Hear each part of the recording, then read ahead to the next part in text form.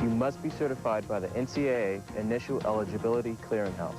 Ask your coach or guidance counselor for one of these student release forms. Fill it out and send it to the clearinghouse. Remember, if you're not certified, you can't compete as a freshman in NCAA Division I or II. For more information, call 319-337-1492. He said, we got to start playing Big Ten football. Very interesting comment coming from Jopa. You know, that injury to Davis, it's one of those things where he had his feet taken out from under him, and he was not totally in control of his body when the collision happened. From the 5-yard line, this is Karsten Bailey. Got an avenue, and he'll take it out to the 34-yard line.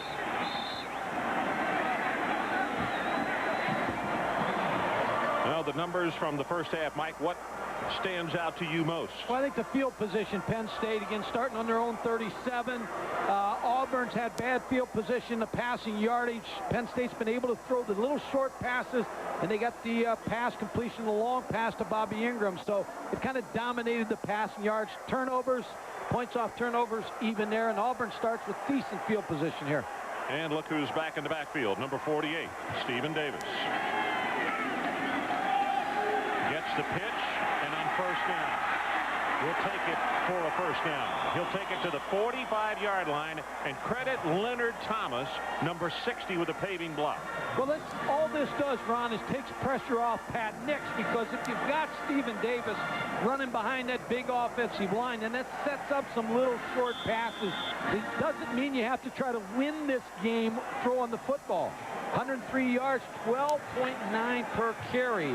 Shannon Robique's also back in the ball game at center, which helps Auburn. I think that is very big as far as this offense in the second half. A new snapper under these kind of conditions is difficult at best. Nix, incomplete.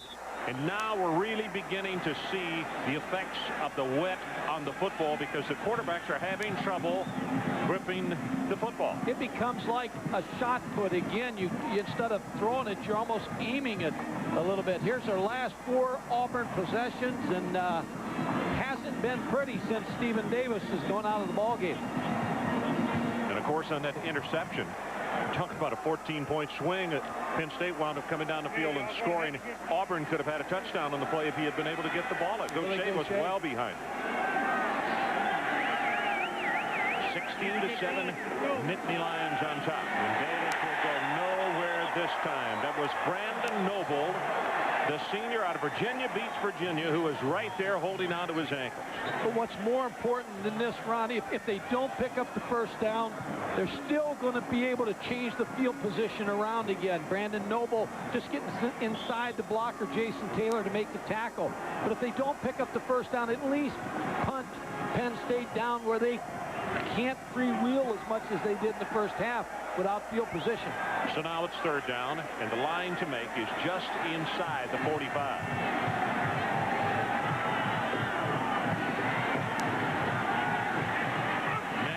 Good toss on this one, and it's knocked away. Mark Tate knocked the football away. Patrick Nix has a long arm motion, and he takes a long step when he throws. And defensive backs can break on that ball a little easier against him. There's the pressure. Here's the motion I'm talking about. He has a long arm motion. Takes a long step, and when DBs see that, they have a chance to break on that ball, and that's exactly what they do on that play.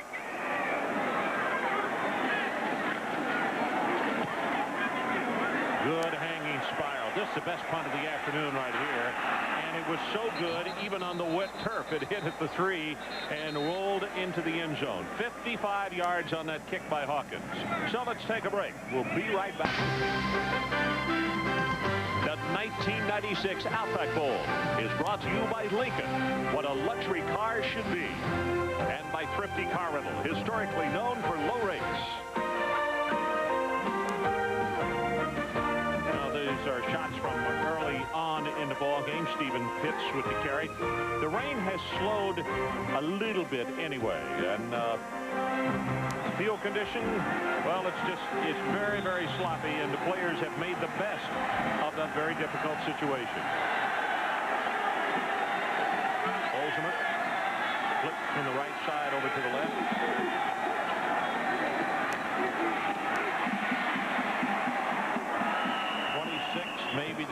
7 for Stephen Pitts on that play.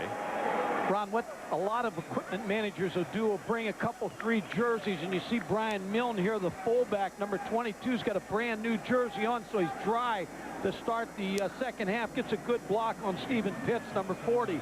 But a lot of players want to go to that dry jersey in the second half, come out here and make themselves a little bit more comfortable. Well, Milne also, his number was just obliterated. You remember when he slid out of bounds, we commented that he hit the bench. He was over in that really white mud area.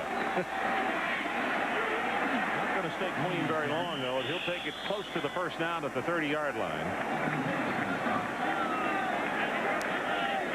Keo Spikes, the freshman linebacker, with a tackle. This is a big series, I think, for this Auburn defense. They got to make something. They got to get field position. They cannot allow Penn State to keep moving this football and then punt them in the hole. They've got to make something happen down here. They got to draw a line in the sand, and that's probably what it is on the field.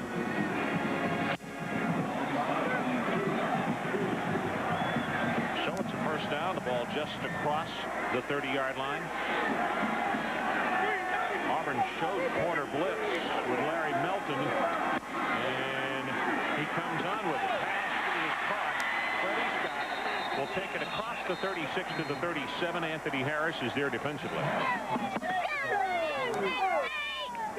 What happened on that play was Auburn was going to bring the short side corner, and all of a sudden Wally Richardson checked off to a 3-step drop and threw the quick out to Freddie Scott, who's got a cushion over here because he's man-to-man with Del McGee. So a pretty good call by Wally Richardson, who's becoming a very confident quarterback for the Penn State Nittany Lions. 18 touchdown passes on the season, only threw 6 interceptions. Pitts spins off the tackle, and with that we'll have the Penn State first down. Martavius Houston finally wrapped him up. Wayne Hall's got to find some way as the defensive coordinator just to try to stop this Penn State offense, because their offensive line's having their way with his young defensive line. Mike talked to an official at halftime and to completely clear up that fumble back in the first half. College football rule says if you fumble it forward and it goes out of bounds, it comes back to where the ball was lost. The NFL rule is a little different on that. I think they've got a Kenny Stabler rule over there.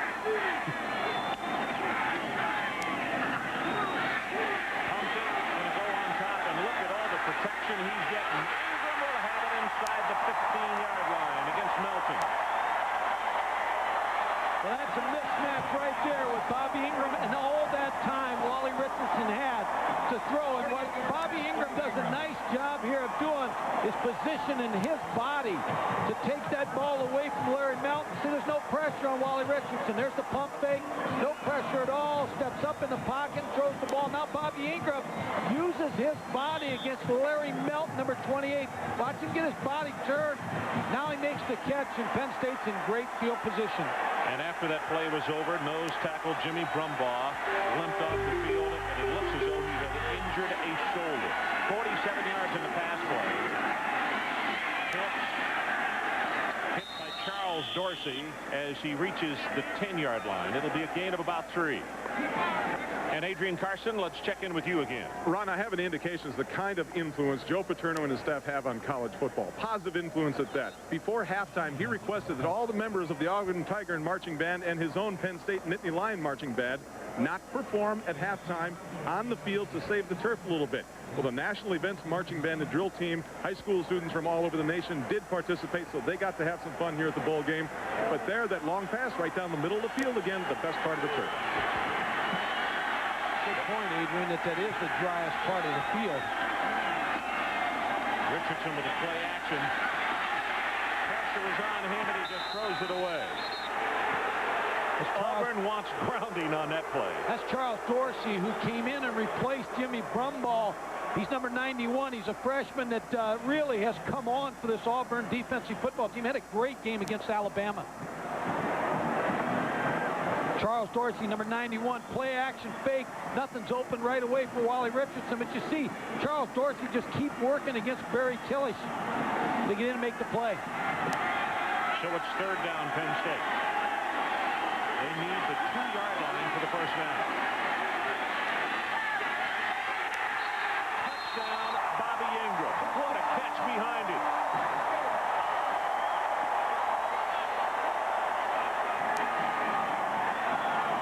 Mike, probably the best thing you can say about a player is that in the big games, they come up with the big plays, and that's one of the comments that Joe Paterno made about this young man yesterday. He just said in the big games, he doesn't disappear, he gets even bigger. Well, it's a saying, the winners find a way to win, and Bobby Ingram's a winner. And he just keeps making big plays in this ball game, and that Penn State is trying to put this thing out of reach for the Tigers. His extra point attempt, and he's got it. 9:51 left in the third quarter. And our new score, Penn State 23 and Auburn 7. As you take one more look at the touchdown catch by Ingram, and look at the ball that's behind him, and he still brings it in. Penn State 23-7 leading in this ball game. Last year's Biletnikoff winner. 3 receptions, 93 yards today, and a touchdown. And here it is one more time, Mike. Just an option route by Bobby Ingram. He had the one-on-one coverage with Charles Rose. Just when he's able to go down, stick, then break to the right side and make the catch. Credit Wally Richardson, too. He's having a little bit more, he's having more success throwing the ball than Patrick Nix is having. Some quarterbacks in this kind of weather, they just come unraveled throwing the football. Well, I'll tell you, the way it's raining right now, a lot of folks could unravel.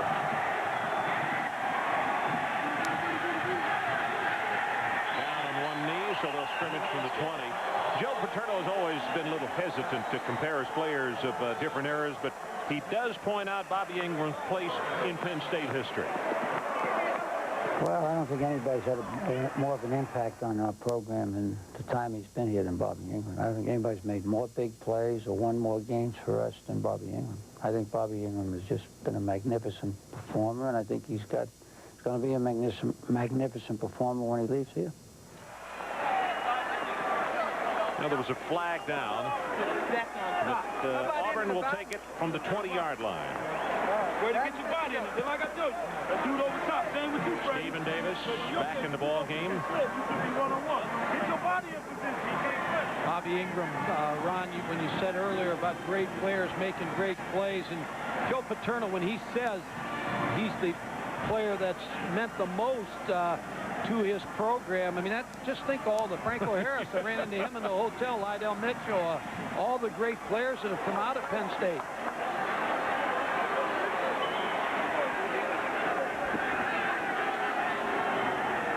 They're going to mark that penalty off.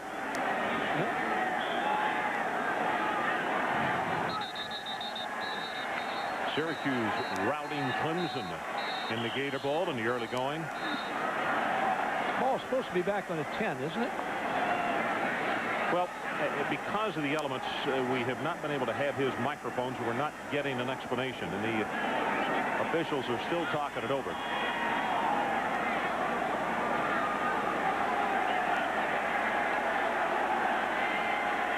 There you go, Mike. Now they're taking it back to the 10-yard line. Holding was the call against Auburn. So again, Mike, field position. They're starting off at a very bad position. It's just killed Auburn all day. Stephen Davis gets a block and he's loose. Gets whacked and still keeps his footing. Picks up another 5 yards, and it's a gain of right at 20. As Ambrose Fletcher is the man who cracked it. Well, when you see a tailback break loose in the I formation, you better find the fullback because he's usually lead blocking, and that's Fred Beasley, number 23. That's a load coming at you, 230 pounds. He took quite a shot and still showed great balance, kept his feet, and picked up another 4.5 yards.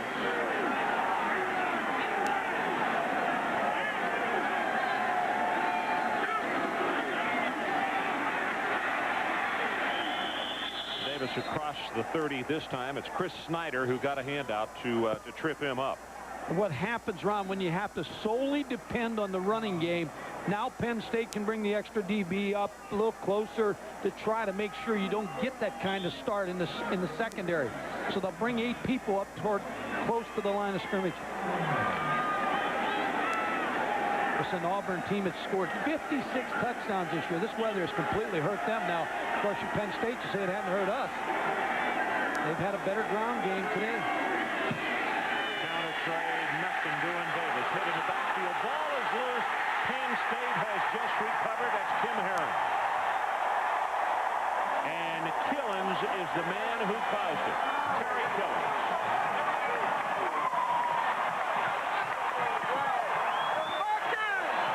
Terry Killens has had a great ball game. Hey, you remember that night against Rutgers? He had a great game. Oh, he really is. He's a very, very tough competitor. Stays with it. Brad Scioli also in. Kim Herring recovering the football. And Penn State trying to make this a rout.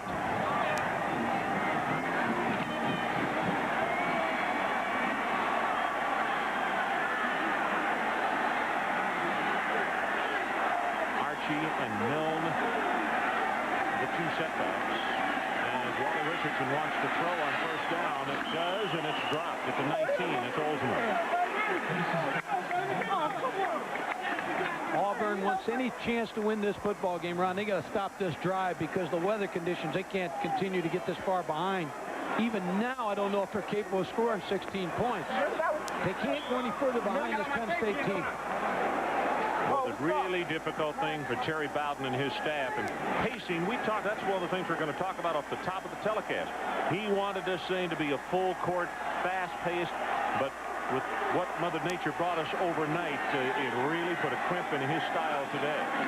Hard to practice for that, isn't it, Glenn? Oh, it really is. Look at this one. Inside the 5, first and goal. Milne broke it open from the 26-yard line, and it's a carry of 22. Hardings, the right guard, and Andre Johnson, the left tackle, the big 300-pound left tackle, opened that hole up for Brian Milne. Long yardage, pass rush, out of control. As you'll see, Mark Smith, he just couldn't get any footing. And then Bobby Ingram with a block downfield. Brian Milne, good call because your pass rushers don't have leverage underneath the feet are slipping. So good call by Fran Ganner. Slowed in motion, number 15. Ran into his own blocker. Enos, the ball carrier, he may have lost about a half yard on the play. He had such an explosion when he took off. His blocker had gotten bumped back, and he ran into him. Bringing Enos into the ball game because he's 231 pounds. Trying to get a little bit more footing in the red zone area. Milne, 12 carries, 82 yards. That's a career high for him today. Well, he's usually splitting it, as you mentioned, with John Whitman, but today he's going the whole way. Pitts in motion out of the backfield. Richardson throws it. Touchdown to Pitts.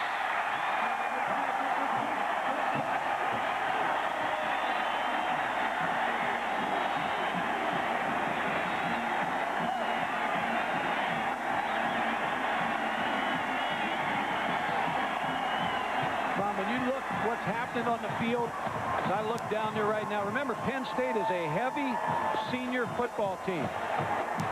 Auburn's defense, very young. It just looks to me like the leadership as Pitts makes that catch of the Penn State football team. They've accepted this role a little bit more in this field and so forth. The leadership of the seniors, I think, have been the big difference in this ball game. Conway with the extra point attempt, and they muffed the snap. And Nastasi throwing to the end zone for a 2-pointer. Flo couldn't hold on to it. Richardson now 12 of 22, 197 yards, and 3 touchdowns. We'll be right back. Players had an opportunity to enjoy Busch Gardens this week.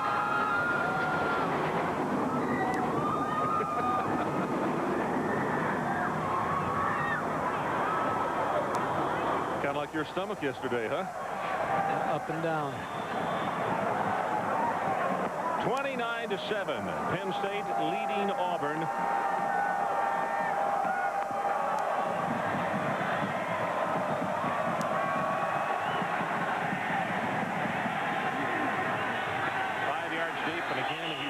Return it. Bailey goes down on one knee. Well, coming up this week on ESPN, the PGA Tour's Mercedes Championship. Check out John Daly, Nick Faldo, Mark Calcavecchia, and Ben Crenshaw battling defending champ Steve Elkington. Coverage begins on Thursday, 4 o'clock Eastern, live from La Costa in Carlsbad, California. With continuing coverage right through Saturday here on ESPN. Ron Franklin, Mike Gottfried, and Adrian Karsten coming to you from Tampa Stadium.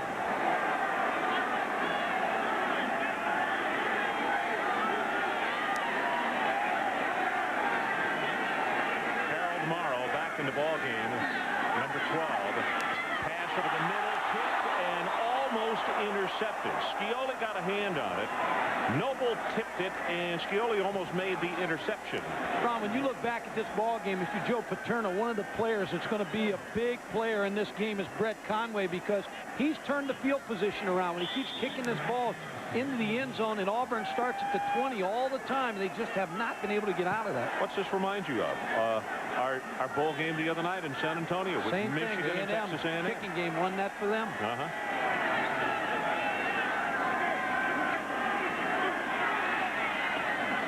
complete to the 25. That's Goodson. Adrian, let's check in with you. Well, a lot of frustration behind the Auburn Tiger bench right now, primarily because Stephen Davis, Ron and Mike, really is not totally with us here. He set his helmet down on the bench, walked away from it. Take a look at the hit he took here just a few minutes ago. Remember, he's playing with a mild concussion. Obviously, as you pointed out, was able to keep his feet, but he's really taking shots out here. Good, clean football, Big Ten football, as Joe Pa described, but he's having a lot of trouble. Okay, well, seeing Morrow in the ball game right now, it would suggest that they don't think that Davis is all right. Quick pass over the middle, complete to around the 35 is Jeremy Hand. And the other thing about Auburn is this year they had two different style of offenses. One with Stephen Davis in the game, the other with Stephen Davis out of the game in a 4 wide receiver set. And I think with the score 29-7, you probably won't see Stephen Davis again unless maybe a short yardage situation. They've got to come behind with the 4 wide receivers. Well, they're running a hurry up right now with no huddle. 6:28 to play, third quarter. 29-7, Penn State. Nix dumps it over the middle. Morrow had been there, but he had vacated the area, and the only people close, well, Jimmy Nelson, 44 for Penn State. Patrick Nix is bothered by this wet weather. He just is really struggling out there to throw the football. In Penn State, heavy zone team. They're not going to give you many chances where you get one-on-one on the outside. You're going to have to beat zone.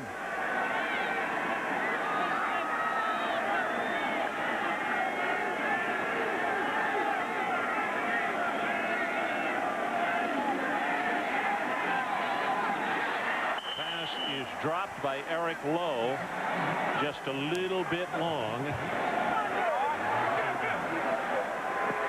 The best catches, Ron, in this game are going to be catches where you can kind of cradle the football.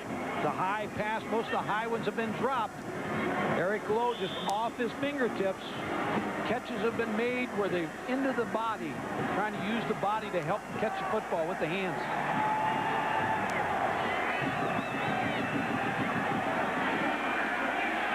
Third down, Nix deep over the middle. It's going to be intercepted by Herring. Threw it right to him.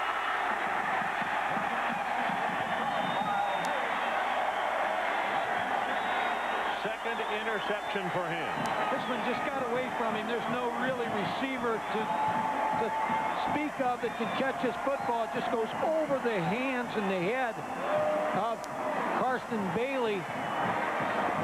Ball just takes off. Almost like he was throwing it right to Kim Herring as Karsten Bailey, number 5, breaks into the play. Penn State with great field position again.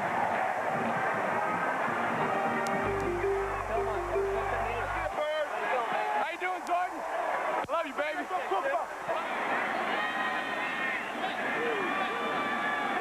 Scott in motion.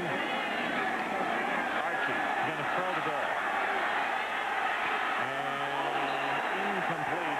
Scott is the man they wanted, and Melton to cover. For one pass play, Archie threw that ball well. He did. You know, he's the guy, as a running back, he was their #1 starting year until he got the back injury early. But Paterno has said that he has good enough hands that he could be a wide receiver as well. A lot of bumping around there, but Freddie Scott, number 31, does a great job at trying to find the football with Larry Melton all over his back.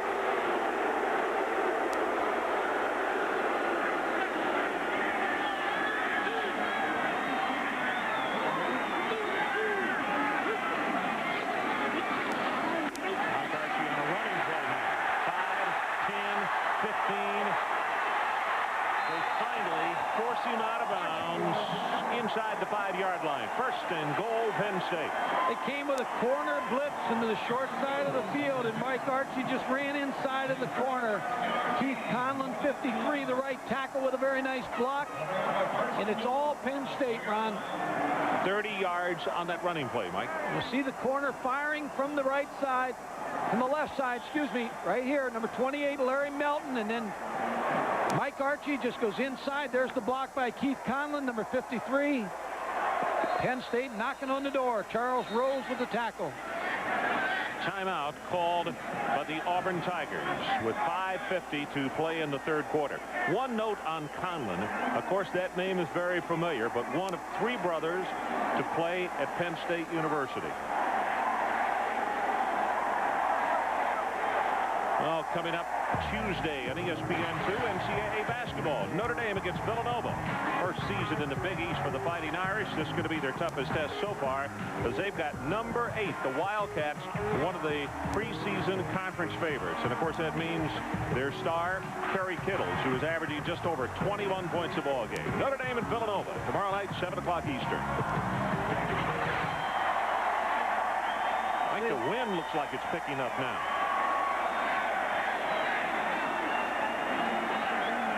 Penn State just dominated this football game. Since the 1st quarter, when Auburn kind of had its way, Penn State's just come on. Look at these last 7 possessions. Punt, punt, punt, interception, punt, fumble, interception. And Penn State just on the other side, 3 touchdowns and a field goal. In fact, that 2nd possession when he missed the field goal is the only thing bad that happened to them the last 7 possessions. This is Enos. Out at the 1. Jeff Harding's out front blocking on the play. I think the Big Ten is trying to make a statement here against the SEC. Joe Paterno's ball club against these Auburn Tigers. Powerful front line of Penn State, and I think the weather conditions really, if you want to look at it, I think it's helped Penn State in this ballgame because they have the better running game. They've got more size, I believe, in their football team, so the weather conditions, I think, has benefited them. Slowed down the quicker Auburn team. I don't think there's any question about it, Mike. I think you're exactly right. Enos again, hit at the line of scrimmage, fights his way forward to about the half-yard line as Andre Miller made contact with him in the backfield. Got good penetration. Andre Miller, 95, gets the play on Enos before he could get turned up. Does not want to let him get in that end zone.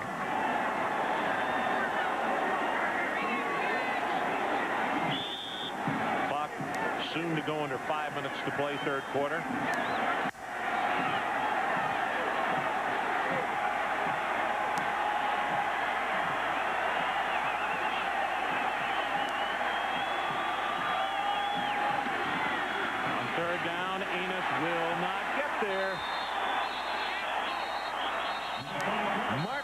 Is down at the bottom of that fray. You kick the field goal or you go for it? No, I think you go for the touchdown here. Try to finish him off. Nobody has moved on the near sideline, and it looks as though that's exactly what Penn State will do. Try to finish him off, Ron, and if you don't score the touchdown, they got the ball on the 1. And they've had trouble moving the football, so you're going to be right back down at him again. Now here they come.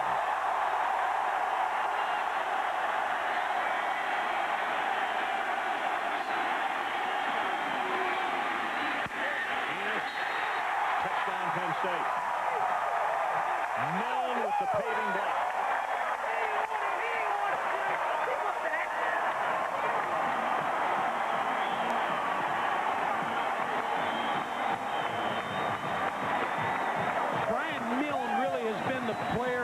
for Penn State on offense. He's done it all. Number 22 with a block on Anthony Harris, the outside backer that paves the way for Kurt Enos to score.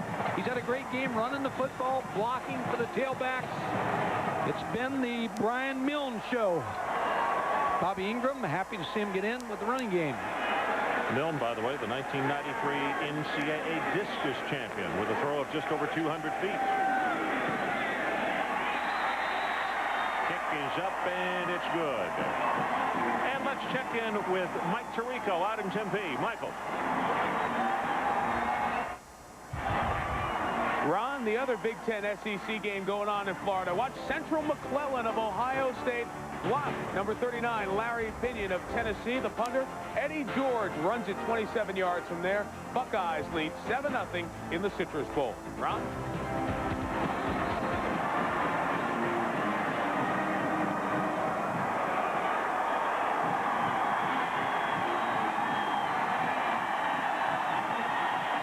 I think that Ohio State is on a mission on that one right there. Now, you talk about the Big Ten against the SEC here. I think Ohio State got a lot that they want to make a point of after getting upset by Michigan in that last game of the season. No, I agree. And when you look at the season, this hasn't been one of the stronger seasons for the SEC. You take Florida out of the mix, and I think you got a lot of good ball clubs, but no great clubs like they usually have. I think when you look at the Big 12 now, that may become the toughest conference in college football. Big Ten's had a good year. The SEC, I think, is down a little bit this year. 7 teams in that Big 12 you're talking about in bowl games.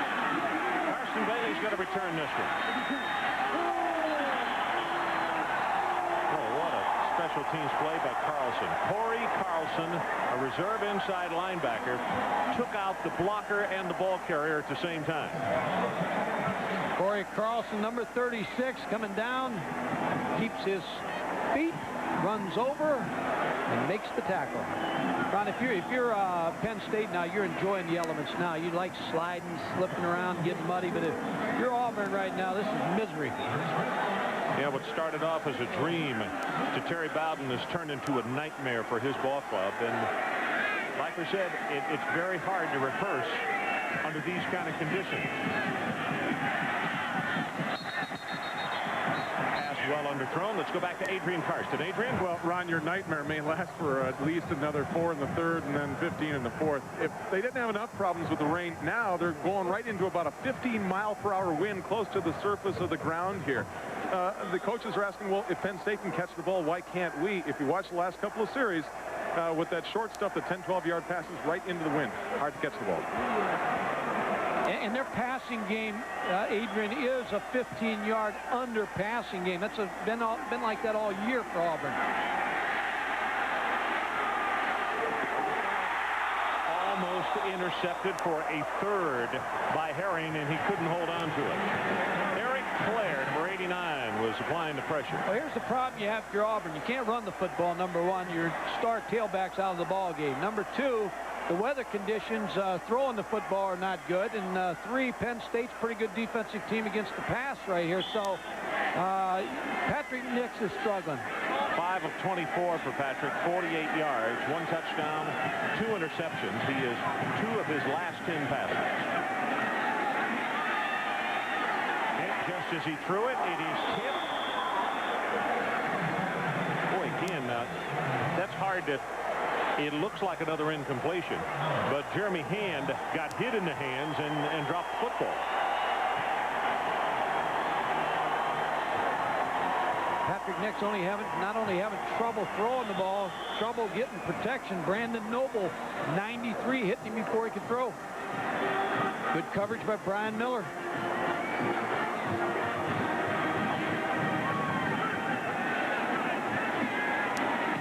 Hawkins kicking into that wind. Barrett caught at the 45-yard line by Mike Archie. It's a 30-yard punt. And we have 3:52 left in this third quarter. Penn State leading comfortably 36-7. Talking about the Big Ten, Adrian Karsten, we got to keep our eye on him because as we get close to this fourth quarter, I know he's going to try to be a Northwestern alumnus now. he wanted to be sitting beside Charlton out there, but you know he's going to stay in this game, but just keep an eye on him. I know just before he left his room, he laid out his Northwestern uniform, which he'll go back to the room and put on to view this afternoon. Pitch finally pushed out of bounds.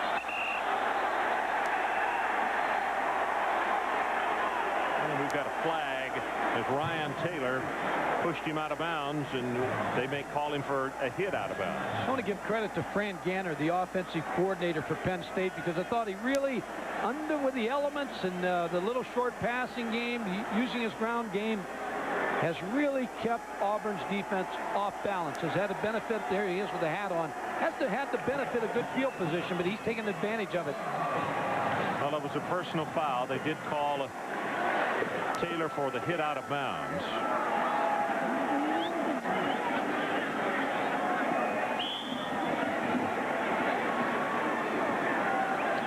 That little push there they got him for. A little extra.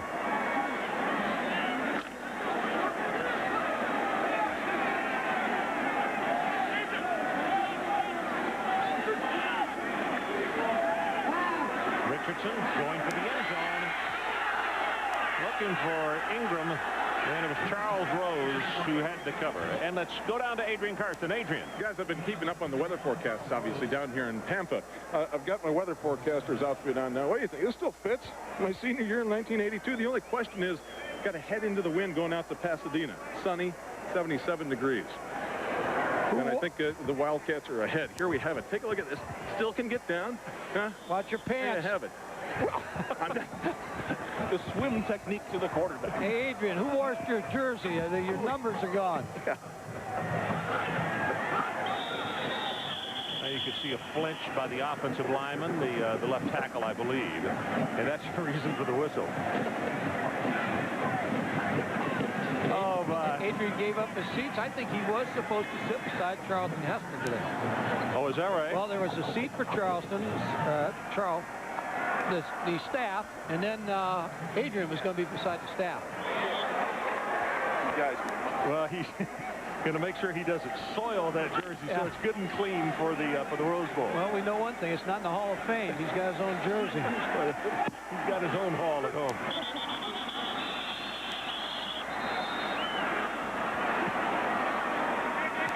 Quite frankly, we could use Charlton Heston here to parch some of this water.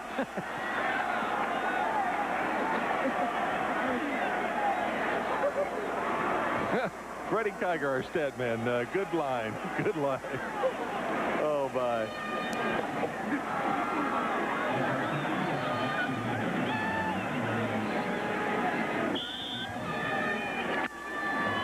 Joe Paterno, hatless, which he came out here in the driving rain an hour before the ball game, and we were all commenting. I wonder if he was going to put on a hat, and the answer is that's no. As Pitts breaks it to the outside. Charles Rose will finally shove him out of bounds at around the 20-yard line. Dick Anderson, who works with the offensive line, has to be proud of the offensive line of Penn State today because they've just dominated this football game. Auburn has a player shaken up at the 30-yard line. It looks like Martavius Houston, the strong safety, is the one who is injured. 7 seniors on the offense for Penn State, and they've just dominated this young Auburn defense.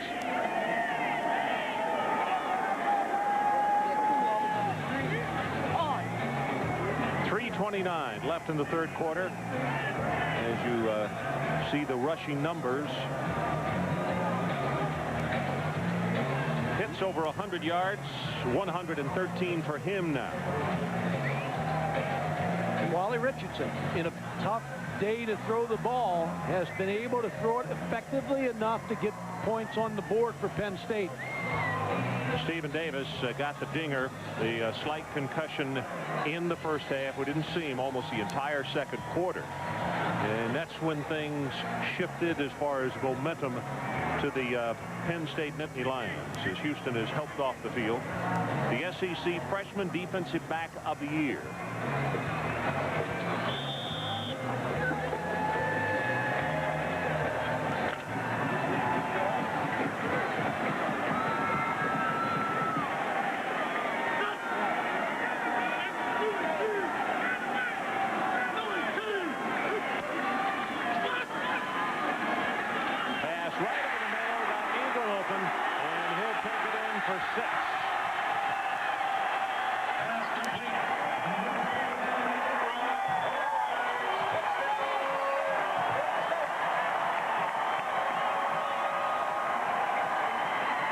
the 4th touchdown pass.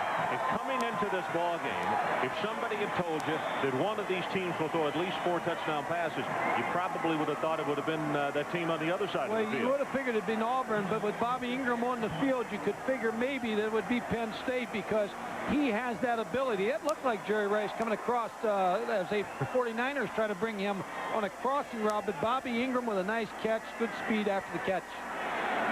Conway with the extra point attempt. Gets it. 3:21 left in the 3rd quarter. 43-7. Terry Bowden's first bowl game is not going to be one he wants to remember long. No, and it's, as you look at Ingram one more time, it's been interesting that the Bowden family and the Paterno family, all friends over a period of time. In fact, Joe kiddingly, as we came on the air today, he was talking about, he said, actually, Terry's a lot more fun than his old man. You look at Ingram taking it in to the end zone for his 2nd touchdown of the day.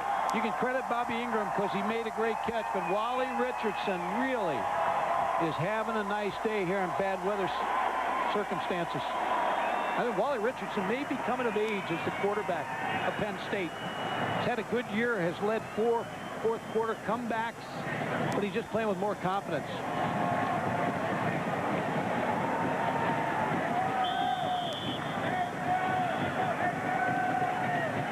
Second half Penn State possessions, all touchdowns.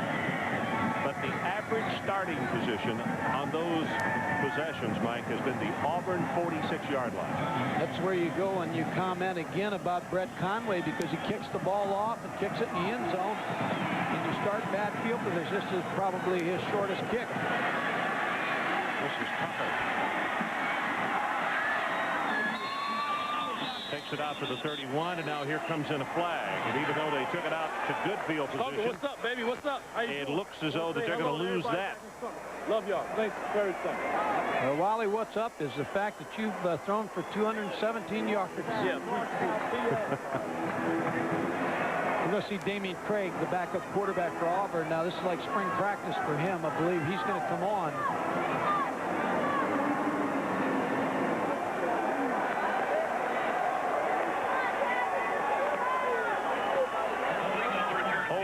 Against the Tigers, so the penalty will take it back to the 22-yard line. And Damian Craig, as Mike mentioned, is going to come out to play quarterback. Sophomore out of Pritchard, and we saw him in the early going in the short yardage situations.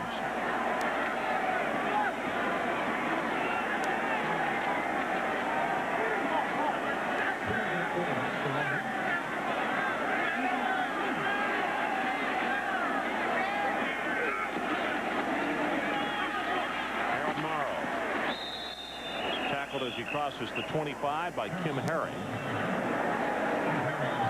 About to go under 3 minutes to play in this 3rd quarter.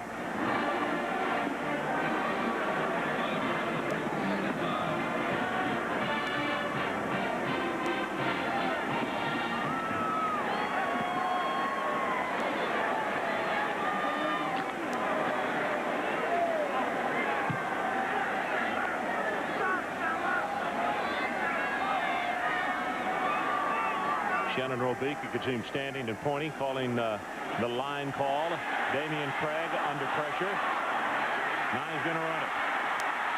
And Damian Craig will pick up the first down out at the 34-yard line. And let's check in once again with Mike Tirico. Mike? Ron, Pac-10 winless this bowl season, but Oregon starts the Cotton Bowl against Colorado with this opening salvo. Ricky Whittle up the left side. Look at him go 63 yards. It set up a 26-yard field goal. So Colorado just receiving the kickoff trails Oregon by the score of 3-0. Ron, Mike, and Adrian. Okay, thank you. Really strange to see two teams in the Cotton Bowl and nobody from the Southwest Conference there. Real strange. Stephen Davis back in the ball game at tailback. Damian Craig cannot get away from Chris Snyder. That's the 3rd time that Auburn quarterbacks have been sacked today. And Ron, when you look at Patrick Nix, he's frustrated, but as a starter coming into this game, he was 17-4-1, so he's had a great career at Auburn. Weather conditions today were just not good for him.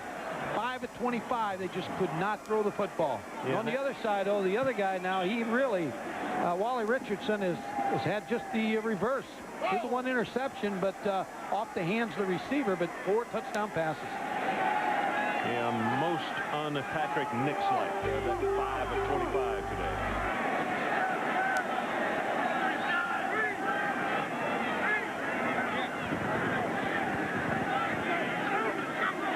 There's an option play. And let's go down and check in with Adrian Karsten. Adrian? Well, Ron, Mike just mentioned the fantastic and complete performance by Wally Richardson in these conditions today. It was the day that you two guys called the Auburn-Alabama game. As a matter of fact, 10 minutes before that kickoff, that Wally Richardson really initiated the drive of his year and almost career. To come back and beat Michigan State to get and seal the bid for the Outback Bowl was really something when you consider he had to follow this year in the footsteps of Gary Collins.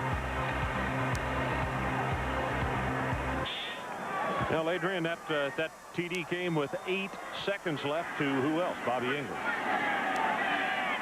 Fred, great protection. Tries to run and runs right into Scioli. That's a coverage sack there, and it's 4th down, and probably is going to be the last play of this 3rd quarter.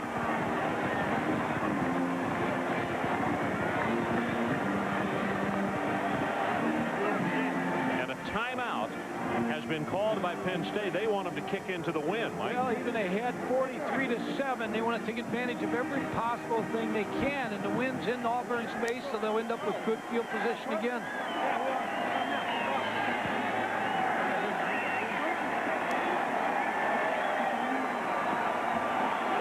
So they call the timeout. They stop the clock, and we'll hold it right here with 17 seconds left. Terry Bowden, you can see the wheels turning. You know, I thought Shannon Robeek yesterday and Patrick Nix both, when they came over to visit with several members of the meeting, we had a meeting with them, probably paid Terry the ultimate compliment in the fact that he said Coach Bowden has been very laid back on this trip, but what he has brought to the program at Auburn as far as fire and enthusiasm, and the guys have really adopted well. They really like it. They've responded well, and they think that the Auburn program will continue to go extremely well under his guidance. It's a shame to see that young man end his college career with the numbers he had today, because he is a much, much better quarterback than what he's shown here this afternoon.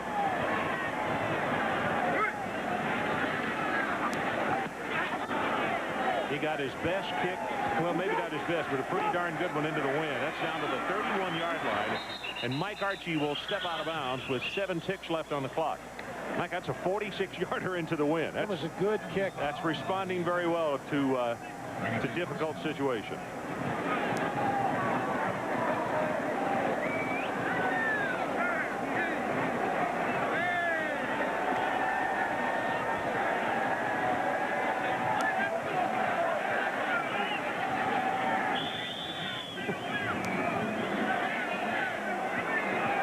So, 4 seconds showing on that clock.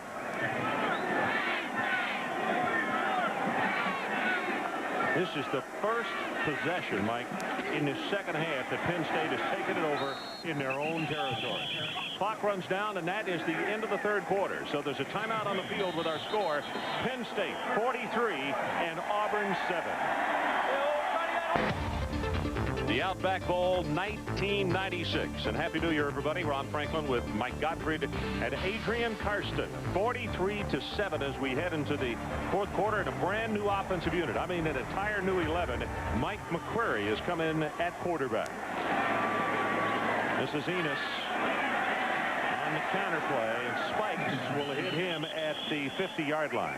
Well, Mike McQuarrie, the backup quarterback, is from State College, Pennsylvania. Ron, he's completed 4 of 8 passes for 131 yards this year. He's the one that came into the Rutgers game and threw the 42-yard touchdown pass that set off the explosion after the game was over. I remember well. I remember well. So Wally Richardson getting hugs and congratulations from his teammates on the sideline as he can enjoy the final 15 minutes. He will not return to this one.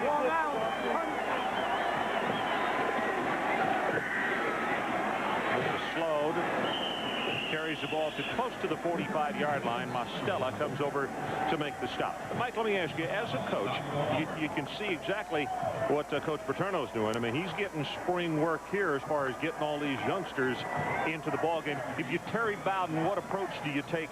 The same, or what do you do? I think you could take the same because you're down 43-7. The only thing is you don't want to be embarrassed and get into the 50s, but what's the difference? 43 and 50 is only 7. So I'd bring my young guys in too and let them play, because the great thing about going to a bowl is you do get a chance to practice 15, 20 more times than teams that don't. For instance, Alabama's home. They're sitting at home, so Terry Bowden got the benefit of practicing his young players. That's the benefit that comes out of a bowl game.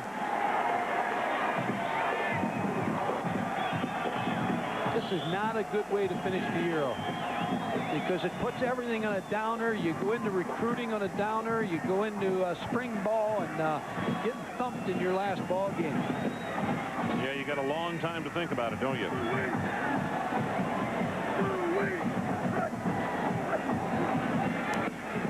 Curry sets to throw.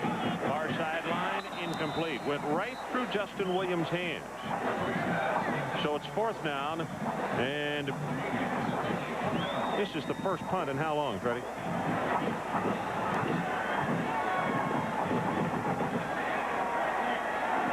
First punt of the second half.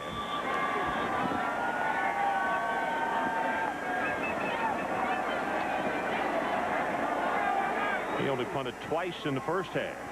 So he waits for the snap back at the 40-yard line. Karsten Bailey is the deep man for the Auburn Tigers. From the 5, and he will stumble forward out to around the 11-yard line. So let's take a break.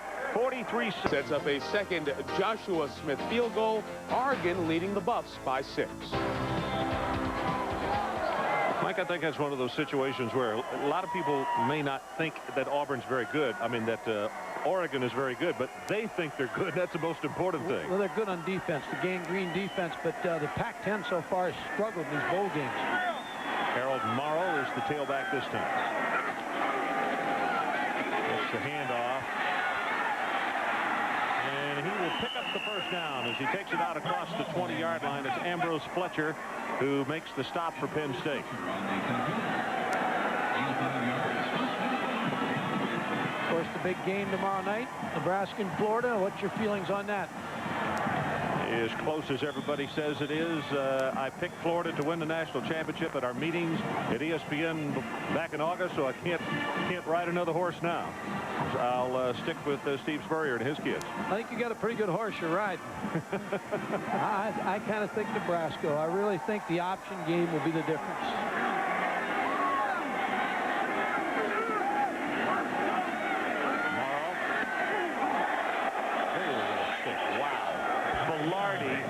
Credit for the tackle.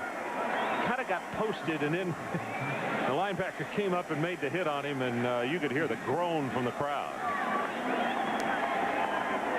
I asked Joe about this kid. I said, hey, he's a walk-on, and he said, well, he was a pretty good walk-on. We got him a scholarship as soon as we could, which was actually after his first year. Well, they knew a little bit about him because he was in their camps, so they knew he was a pretty good player. Good hit. Collins and Filardi. Ambrose Fletcher in on the tackle, too. Morrow and McLeod, the 2 setbacks for Auburn on the second down and long. About to go under 12 minutes left in our ball game. Damian Craig gets his pass away and tipped. Eric Lowe is the man that he wanted. And I think that Brian Miller actually tipped it away from his teammate. I think his teammate was coming over to make the pickoff. It's going to be a good experience for Damian Craig. If you're an Auburn fan, you like the fact that he's getting on the field. He's been in on short yardage situations all year, but this is a good athlete that's going to be among the quarterbacks that come out of the SEC again next year when we start the season. There's some pretty good quarterbacks, but Damian Craig, they expect to have a pretty good year, pretty good career for Auburn because he can run and pass. And a 4 wide receiver offense is what we're going to see from now on from Auburn in the future, isn't it, Mike? Oh, without a doubt. They're trying to recruit 2 quarterbacks, too, so that's going to help. Nothing things open for him. Finally gets it away and incomplete at the 48-yard line as he was looking for Hicks Ford, junior out of Marietta, Georgia. Ambrose Fletcher again with the cover. Nobody's moving as wide receivers. They're covered and they're just staying covered. They're not moving with the quarterback. They're just kind of sitting down, and that's not helping Damian Craig. You're going to see him go back to pass. Good protection. Now he steps up inside. He's got Kevin McLeod out here wide open in the flat, but he's looking downfield. None of his receivers are moving downfield.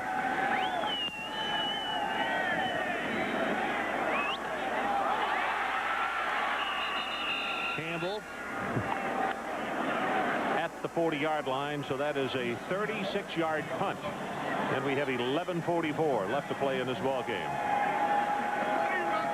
Mike, you talked about the returning quarterbacks in the SEC. You have a hard time being all league in this league. For these quarterbacks, Danny Werfel back again next year. Peyton Manning, who I think is the best pure quarterback in college football. Mike Bobo, who I was really impressed with. He looked good, didn't he? Oh, he did. Damian Craig, and there's a lot of other ones in this league. It's pretty good, but those two top ones there will be tough to unseat.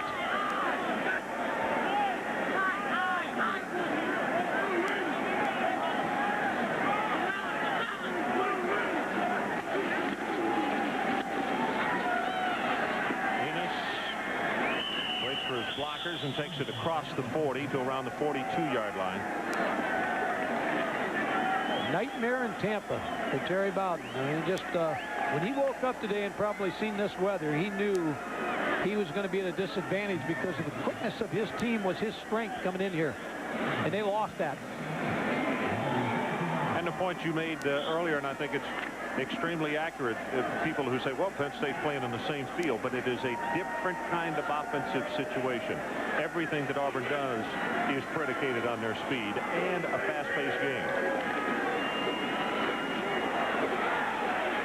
In the backfield, Everly will spin off and maybe get back to the line of scrimmage. And it's going to be a third down, and they still need to take it to the 50-yard line to pick up the first down. Adrian, let's check in with you again. Well, you talk about the quarterbacks, guys. One of the guys coming back to help out Damian Craig is going to be Willie Goucher. He has felt the wrath of Tommy Bowden in the past. We know how intense Tommy is. But Willie is really the leader as far as the receiving corps is concerned. And they talk about the confidence level they've had when Patrick Nix is in the game.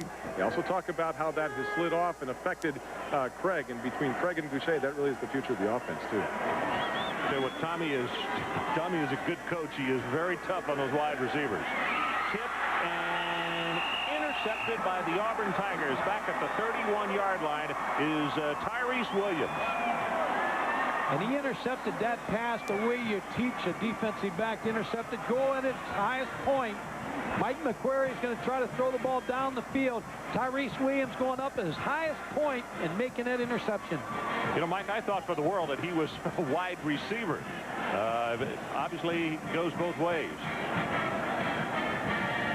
So 10:15 left in the ball game, and Auburn gets a turnover, and they'll have it at the 32-yard line.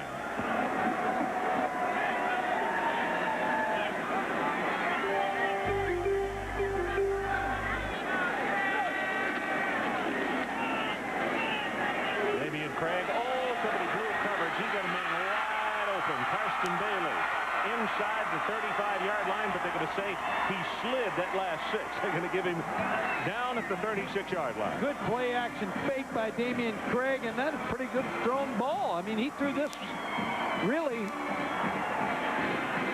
put a lot of air under the ball, and it's a good tight spiro and a good catch by Karsten Bailey. So a nice pass by Damian Craig. 32 yards in the pass play. And yeah, Bailey was in a position to catch it and go for a touchdown, but it has been so difficult in holding on to the football. He made sure, and he cradled it.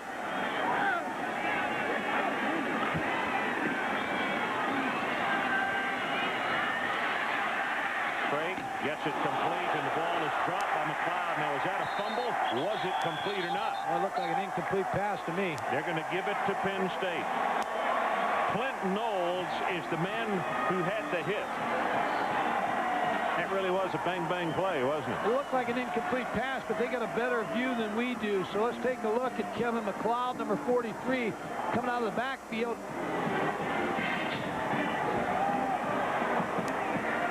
Clint Holes is going to make the tackle. I don't know. He may have had it. Yeah, I don't know. It's real close with his back to us. Yeah, on that one, it did look like he had possession of it. So Another Penn mistake. State, yeah, Penn State takes it over, and we've gone under 10 minutes to play in this one.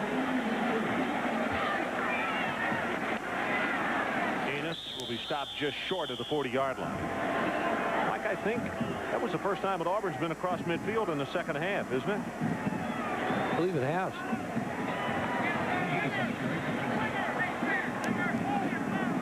Now, we were talking about Tommy Bowden just before the two turnovers. One of the things that Terry pointed out about his brother, he said he is a very, very tough coach, and if you don't want to block, you're not going to play wide receiver at Auburn University. No, you have to block because it sets up the play action pass for wide receivers.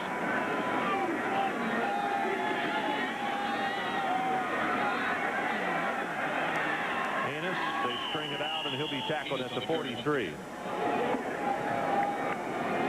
Penn State without Kajana Carter this year, and here's the three that have replaced Kajana. Enos, Archie, and Pitts. And Pitts, I think, is the one that has come on late in the season. Well, Mike, wouldn't you know it? We're about to go into 8 minutes left in the fourth quarter, and it just stopped raining. Charlton Heston may have came through. Jim McVay of the Outback Bowl. They've done a really, really nice job of preparing the same. Not much you can do when you come to game day and have the kind of deluge we had early this morning, though. Fumbled the snap from center as he tried to come out. Auburn says they've got it, but let's wait and see what the officials say. Ron, take a look at Carl Gray's uniform, number 48. He's on the field there. It looks like it's changing color. He'll pick it up when he comes back on the field. Andre Miller recovers the fumble. The ball never got up to the quarterback, McQuarrie.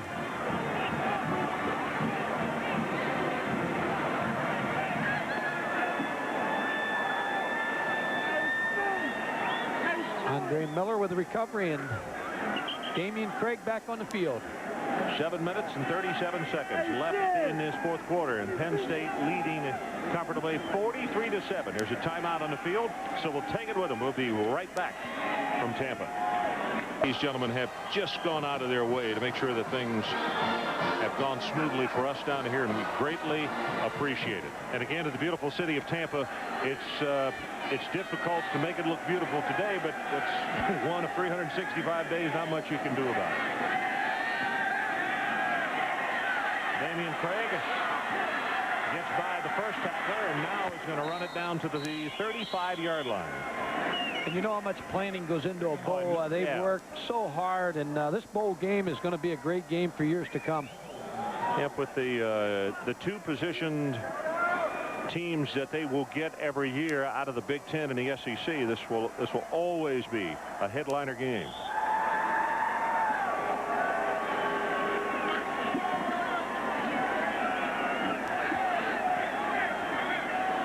Under 7 minutes.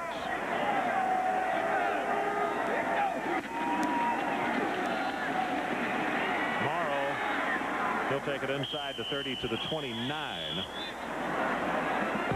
Well, coming up tomorrow on ESPN, the College Game Day crew is back for one final bold special. Join Chris Fowler, Craig James, and Lee Corso, 7:30 Eastern from Tempe, Arizona, with a recap of all today's bowl excitement. A look back at the entire college season, and, of course, complete pregame coverage of the Fiesta Bowl as we count down to tomorrow's national championship game, 7:30 on ESPN.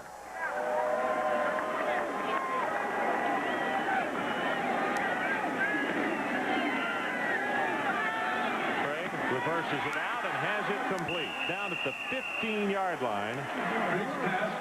That's Dillard. Tyrone Dillard. Reserve tight end. Sure, Terry Bowden really likes what he's seeing with Damian Craig. Again, that's the plus of this game. Damian Craig gets to play and gets to do some good things. Tyrone Dillard, backup tight end, making the catch over the middle. But all we've heard about Damian Craig, and he's showing that. A good, strong arm. He's got feet. He's got the ability to get outside the rush. He's pretty impressive here. That's Morrow. A he'll score. Number 43, Kevin McLeod. 17 yards, touchdown. So the Auburn Tigers get on the board here in the second half. And it is a 43-13 ball game with 5:49 left.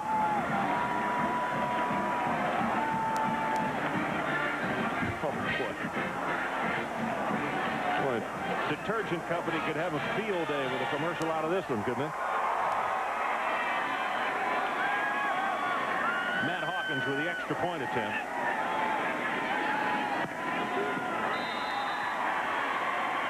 And he gets it.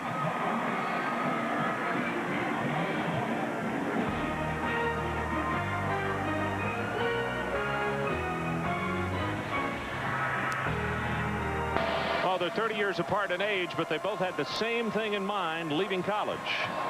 Terry at one time was talking about coaching, then he decided he wasn't going to coach. He was going to be a lawyer. I wouldn't trade anything in the world for having taken the time to go on to law school. When I was on my way to law school, I was on my way to Boston University Law School.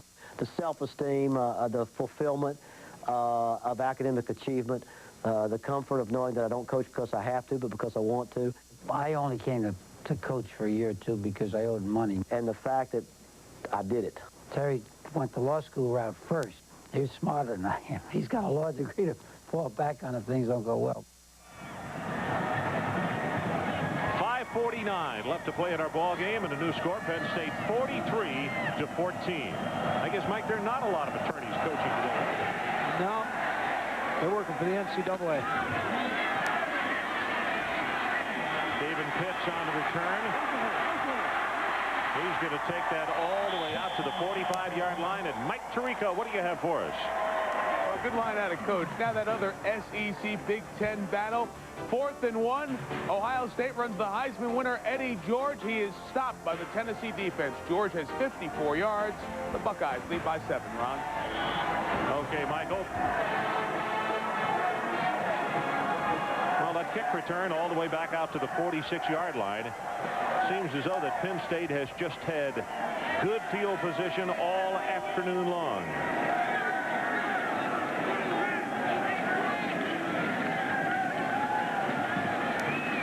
And going to lose a yard on that one. That last drive, 4 plays, 42 yards. It used 1:48 seconds and a 16-yard touchdown run by Kevin McLeod. The SEC in bowl games, it's a big day for them when you go head-to-head with the Big Ten in 2 games. Here's the record of all the different conferences. Of course, Georgia and Arkansas both lost yesterday.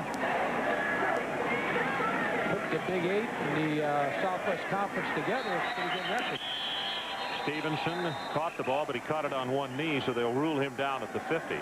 Yet Texas is the only club to have lost out of that Big 12 group. Of course, Colorado today, Nebraska, you take those 2 together, the Big 8, that's 4-1 for them, 2 left. Of course, Nebraska and Colorado behind right now. In the Pac-10, 0-3. You mentioned the fact that they have been disappointing, and they have 2 teams left. We've got Southern Cal against Adrian Karsten and Mike Adamle and Charlton Heston today. I tell you, that's a heck of a lineup. I'd hate to have that payroll. They'll pick up maybe a yard. Slowed is the ball carrier, and we're about to go under 4 minutes left in our ball game. And Adrian, let's check in with you. Rod, thanks very much. A former teammate, a real good friend, one of the best friends I have in the world, Rob Taylor, who spent 10 years in the pros down here in Tampa Bay. We hit each other a little bit in practice, Northwestern, didn't we? We sure did, man. I just want to say congratulations to Northwestern for their accomplishments they've made this year. They've done a great job. Let me ask you something. Can you fit into your game jersey from your senior year? 310 pounds? I've gotten a lot bigger and stronger since then now. I've been playing. I don't know about you, but I couldn't fit into mine. Rob, thanks for taking the time. All right. Go Cats. Okay, thanks, Adrian. Boy, that cameraman had a lot of trouble getting that thing pulled back to get both those guys in that shot, didn't he? I tell you, 2 fellas that really scare a buffet lion all you can eat to death.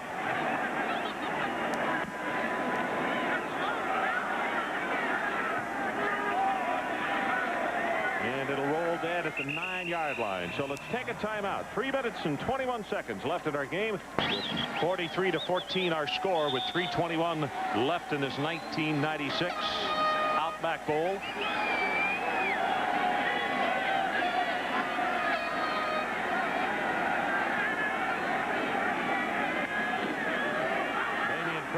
Put it on his hip, and he's going to run it out across the 35-yard line. And let's go back and check with Mike Tirico. Mike. Ron, you and Mike were talking about the Big 12 and their bowl success. End of the first quarter, Colorado down to Oregon 6-0, but not for long. John Hessler up top. James Kidd 65 yards later. They change ends. Hessler runs it in from a yard out. At the point, the Buffs lead the Ducks by 1 early in the second of the Cotton Bowl. So the Buffaloes get their air game going. That was a 29-yard run just now by Damian Craig. And, you know, kind of showing SEC coaches what they're going to see in the future. Auburn has their quick Damian Craig. We have our quick Mike Tirico. That's right.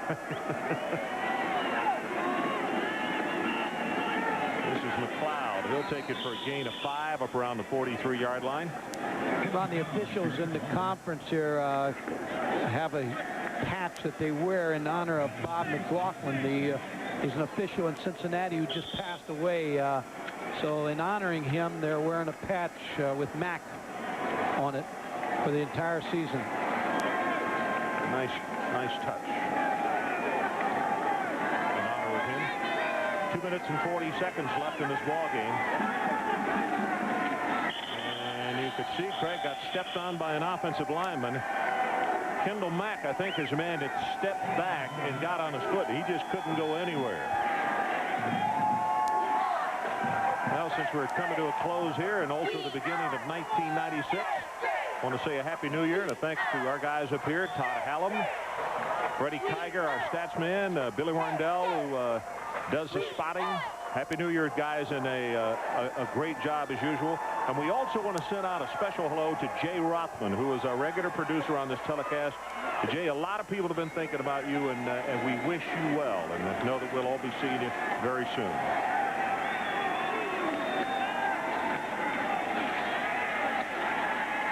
Craig, nice, nifty move there, and he's going to take it up for the first down. Mike Tirico, let's go back to you. Well, Ron, back to the Citrus Bowl. Remember, we told you Tennessee stopped Ohio State on 4th and 1, but what about this? Last minute, just running out the clock, Jay Graham, see you later, 69-yard touchdown, Rocky Top. Tennessee, Ohio State, all tied at 7 in Orlando. Talk about a momentum builder when you're running out the clock at halftime and get a home run hit. I would have figured that there would have been more points scored in that ball game, Tennessee and Ohio State. Both suspect defenses and real strong offenses.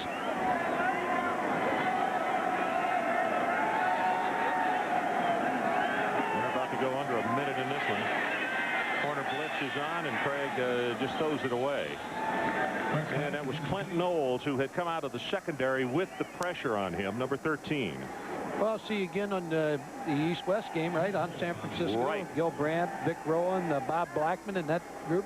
Yeah, they've got some outstanding players again this year. That's always a fun game, and the Shriners they do a nifty job of filling that stadium here at Palo Alto.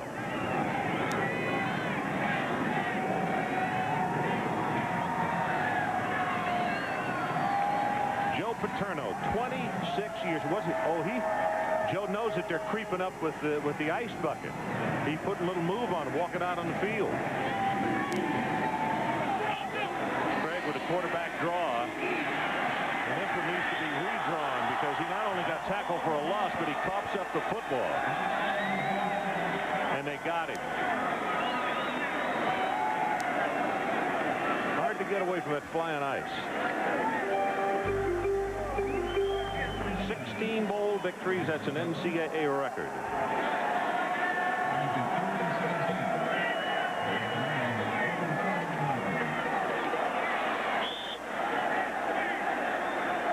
Now, probably the only discomfort is he's already wet, but it was just kind of chilling.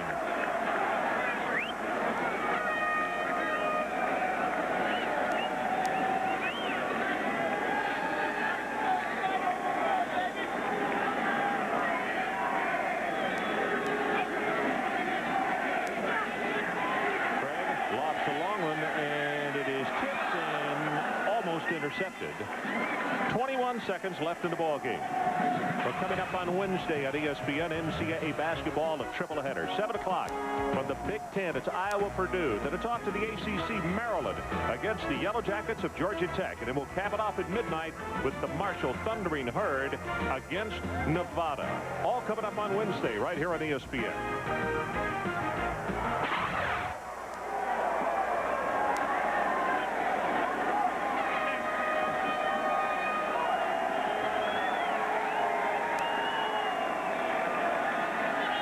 This could be the final play of this 1996 Outback Bowl.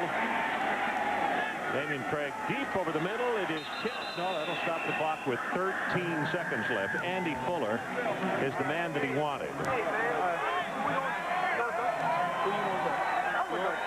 up, everybody? Back home in Camden. It's a record at 113 receiving yards. And the Penn State crowd is standing and cheering down below. They have endured as Doug Ostrowski, a sophomore out of Pittsburgh, comes in at quarterback for this one, maybe two final snaps. 6'6", 224 pounds, a sophomore out of Pittsburgh. Ron Adrian's been sighted at the airport.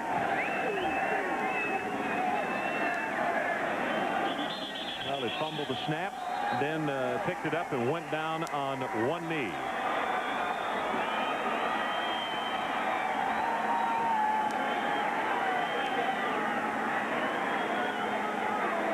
And the officials are going to call. This is going to be interesting. The people with the chains have already picked it up and headed to the locker room. They thought that was the last play. Now they got to go back and. They're out of here. They said we've stood out here for 3.5 hours. We're out of here. Top of the screen there. They were headed out of here. Time for a for a warm shower. I think you're right, Firstman. Oh, cold one.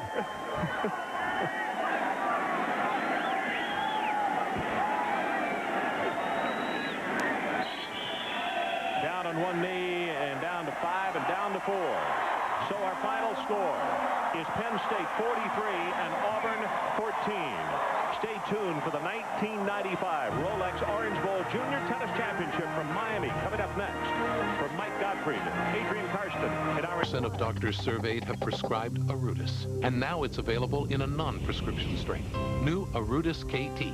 It's so potent, just 25 milligrams is as effective as 400 milligrams of Motrin IB, 440 of Aleve, or 1,000 milligrams of extra-strength Tylenol. New Arudis KT, the potent medicine for pain. United Artists invites you to leap into the new year with a Bond. James Bond.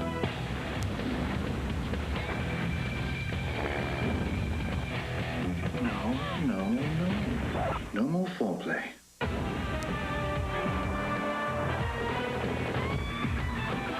Bond. Only Bond. Precisely. GoldenEye, rated PG-13, now playing. Searching for an oil change you can trust? Receive, you got the skilled guys back. You're gonna be picked up high. Now Pearson for the Buckeyes. Oh! Fumble! Craig King, did he hit? Now the Volunteers are signaling they got it, but they did not. Buckeyes hold on. What a big moment that is. 1:57 to go. Boy, when you have speed throughout your squad, your special teams are special. And Dan Brooks' special teams at Tennessee are special. Their coverage teams are great. Their return teams are great. And they tackle. They explode into the ball carriers. Another look at a real good hit. Oh, that's headache. Good player. He's playing inside backer right now. He is normally an outside linebacker, but when Tyrone Hines comes out, he goes in. All right, here we go now. Here we go. First down.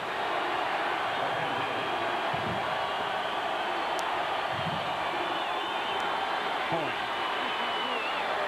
Dropped it. George dropped it at the 34-yard line. 2nd and 10. 1:53. No timeouts. And if you go back in history. And take a look at Heisman Trophy winners. Frequently, they have had trouble in bowl games.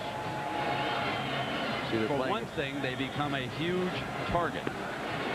Secondly, they spend so much time celebrating and giving interviews, it's hard to concentrate. But I wouldn't say he had a bad game. I just think Graham might have had a little bit better one the other day. So second down and 10. Playing really loose, too deep zone right now. Middle, high, third and 10. You know, the secondary is full of speed as well. And when the ball gets in the air, they can flash and get there. And then when they get there, they like to hit. Secondary extremely well coached by Kevin Ramsey, the defensive backfield coach. Eddie George with a 100-yard day and their first touchdown. So you've got to throw the ball in front of that coverage. It's hard to, especially with that type of pattern. Now, if you're going to go down in between the safeties, you got to bring the tight end back inside. They did not do that. It was lucky he was not picked. Here is third and 10 for the Buckeyes. 1:47.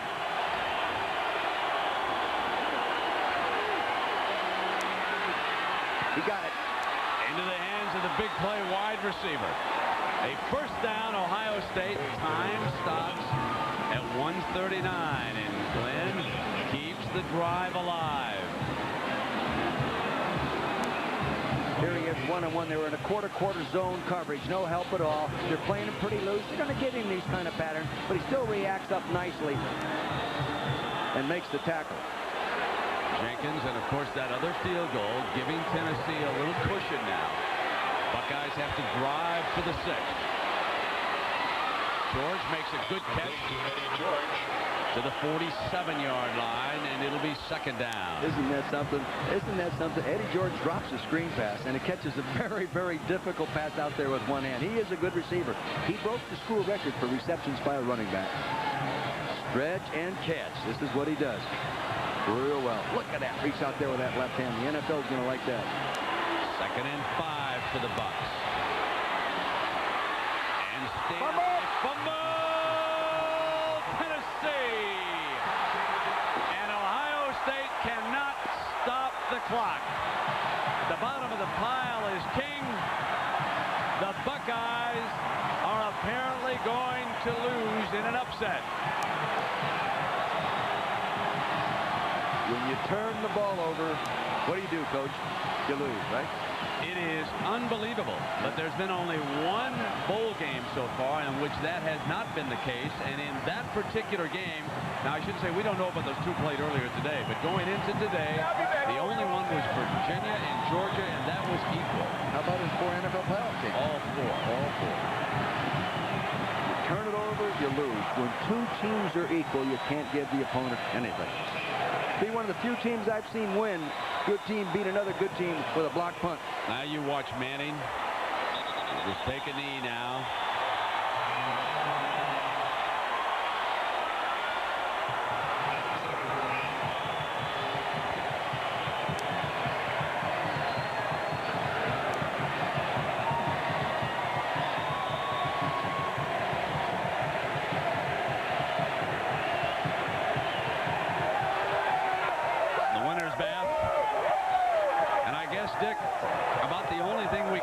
Summary about this game is that the Heisman Trophy is not modeled after an option quarterback.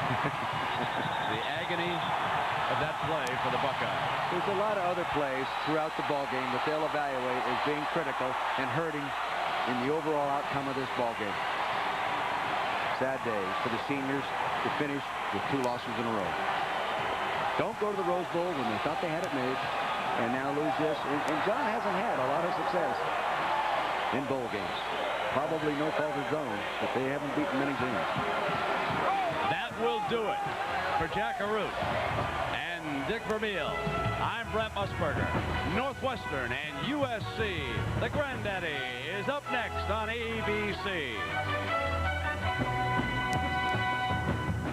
The time draws closer when we're going to find out what happens in this dramatic story of the Northwestern Wildcats.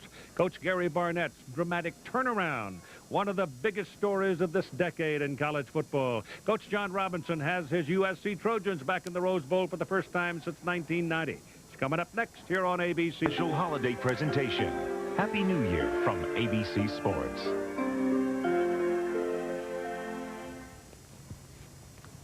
For all of us who once walked the halls of Northwestern University as students, this New Year's Day is a heart-lifting experience. For nearly half a century, we've had to watch as others cheered their alma maters in college football bowl games. Now, at last, in 1996, it's our turn again. I was delighted to find that Darnell Autry, who leads the Wildcats offense and is fast becoming one of the best running backs in college football, is majoring in theater at Northwestern Speech School.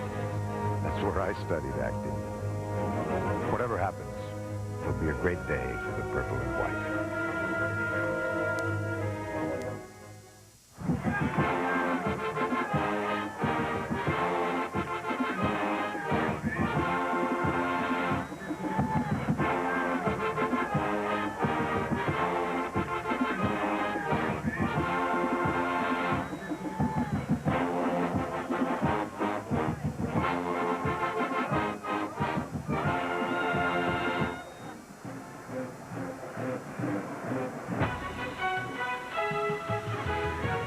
ABC Sports College Football presents the 50th Rose Bowl game matching the Big Ten and the Pac-10, the Southern California Trojans and the Northwestern Wildcats.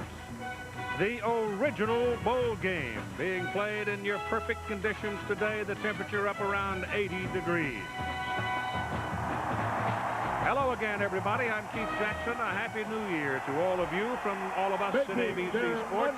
None of the players and only two of the coaches on the Northwestern football squad were born the last time the Wildcats played here in Pasadena. That was 1949. Thus, they have become one of the dramatic stories of the decade as they have made their way to the West. And we'll have a special feature on these Wildcats in just a moment.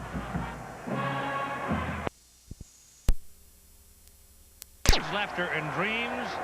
The president of this year's Tournament of Roses, Bud Grice, senior with his wife Mary Lou, and the Rose Queen, Kelly Hutchins, a senior from San Marino High School.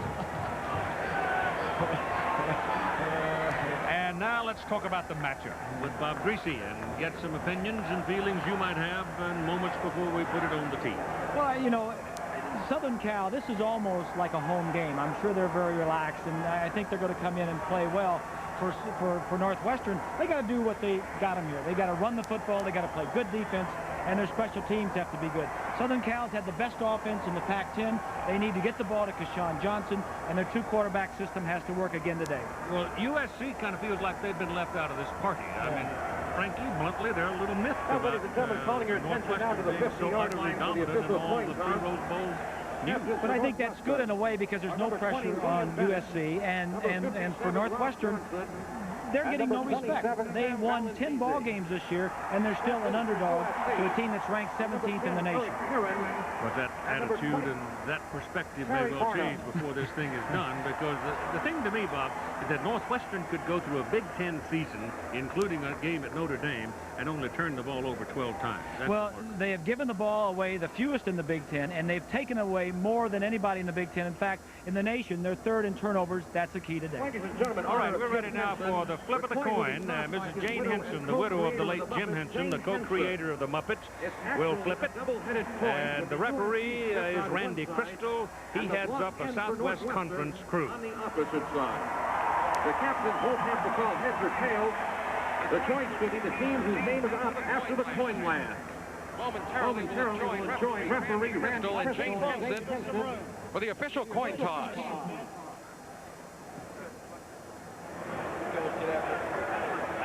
Good afternoon, men. I have a couple of introductions. This is Joe Darton, he'll be your umpire. And Randy Crystal, I'll be the referee. We will toss the coin. This is a commemorative coin. As you can see, we have Southern California on one side and Northwestern on the other. I will ask that Mrs. Henson toss the coin in the air, and the winner will be face up, and we'll have 4 options. Kick, receive, defend a goal, or elect to take your option the second half. Mrs. Henson, the coin.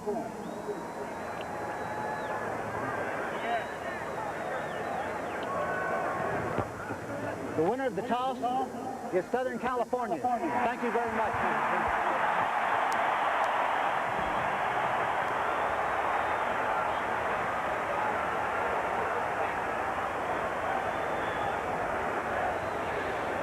So the Trojans have won the toss.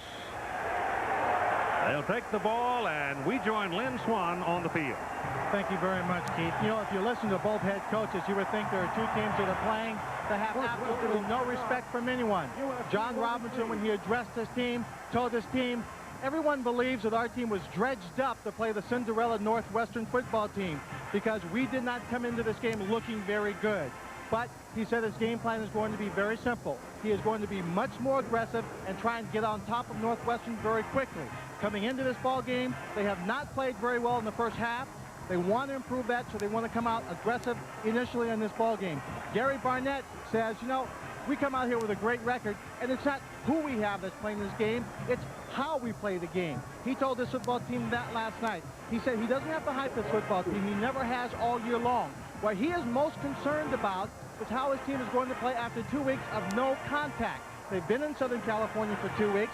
They have not been physical. He wanted to make sure his kids had fresh legs. What he is hoping for is that his team will get themselves up. They'll come out, not be overhyped, and execute and play the best ball game of the year. Let's now go back upstairs to Keith Jackson.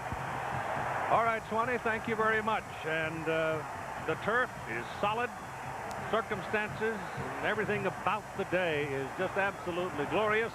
And we're ready to play football for the 82nd time. Over the past 81 years they played this game, there have been many with great drama, but few have matched the preamble leading to this one because of the great turnaround, as it is called the Cinderella story. Well, we've had all the romance. Now let's find out if she can dance. Keyshawn Johnson and Chris Miller are going to return this opening kickoff. One or the other if Ryan Goins can knock it down there to them. Ryan is the young man from Birmingham, Alabama, wearing the purple of Northwestern, and he hits it solid and drives it a yard deep into the end zone to Johnson. The great wide receiver from USC is taken down at the 17-yard line. Opening at quarterback for USC is Brad Otten Jr. He's thrown for 12 touchdowns. His counterpart, Kyle Waholtz, has thrown for 11.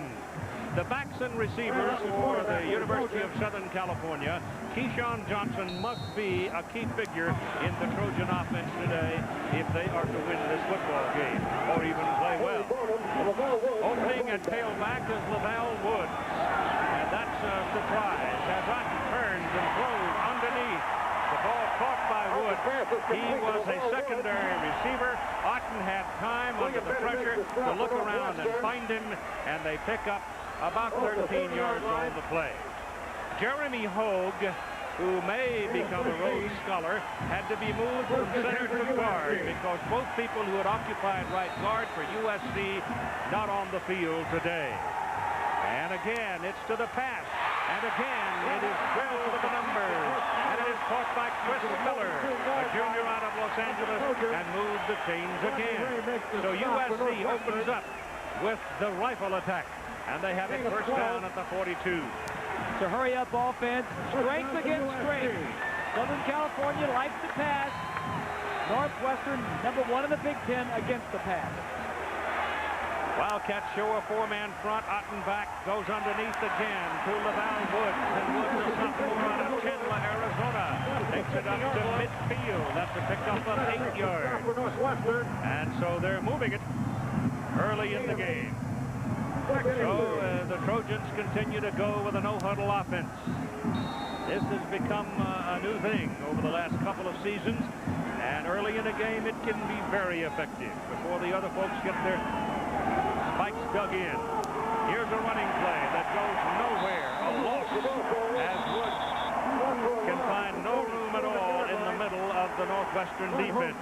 One of the strengths of this Northwestern defense, one of the strengths is they want to get their nickel and dime package in as soon as they can. Holmes, 53, filling in for Fitzgerald, blitzing on the play.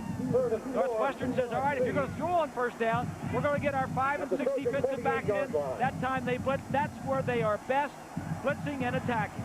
Rodney Sermons checks into the backfield. A little more foot speed with him. Also a pretty good receiver. 3rd down and 4. Motion is Johnson. They pick off the pressure. The pass to Johnson. He's got a first down at the 45-yard line of Northwestern. Chris Martin stopped him at that point. Defensively, Donnie Holmes is the man, number 53, playing at that middle linebacker position, taking the place of Pat Fitzgerald, who led the Big Ten Conference in tackles this season. Pat broke his leg in 2 places in the game against Iowa, the 10th game of the season. First and 10 for the Trojans. The ball is right at the 45, where it is a 1st and 10. Woods is back in the backfield now for the Trojans as they go to the shotgun. Pass from center was high. Otten's throw down the middle, good to Johnson.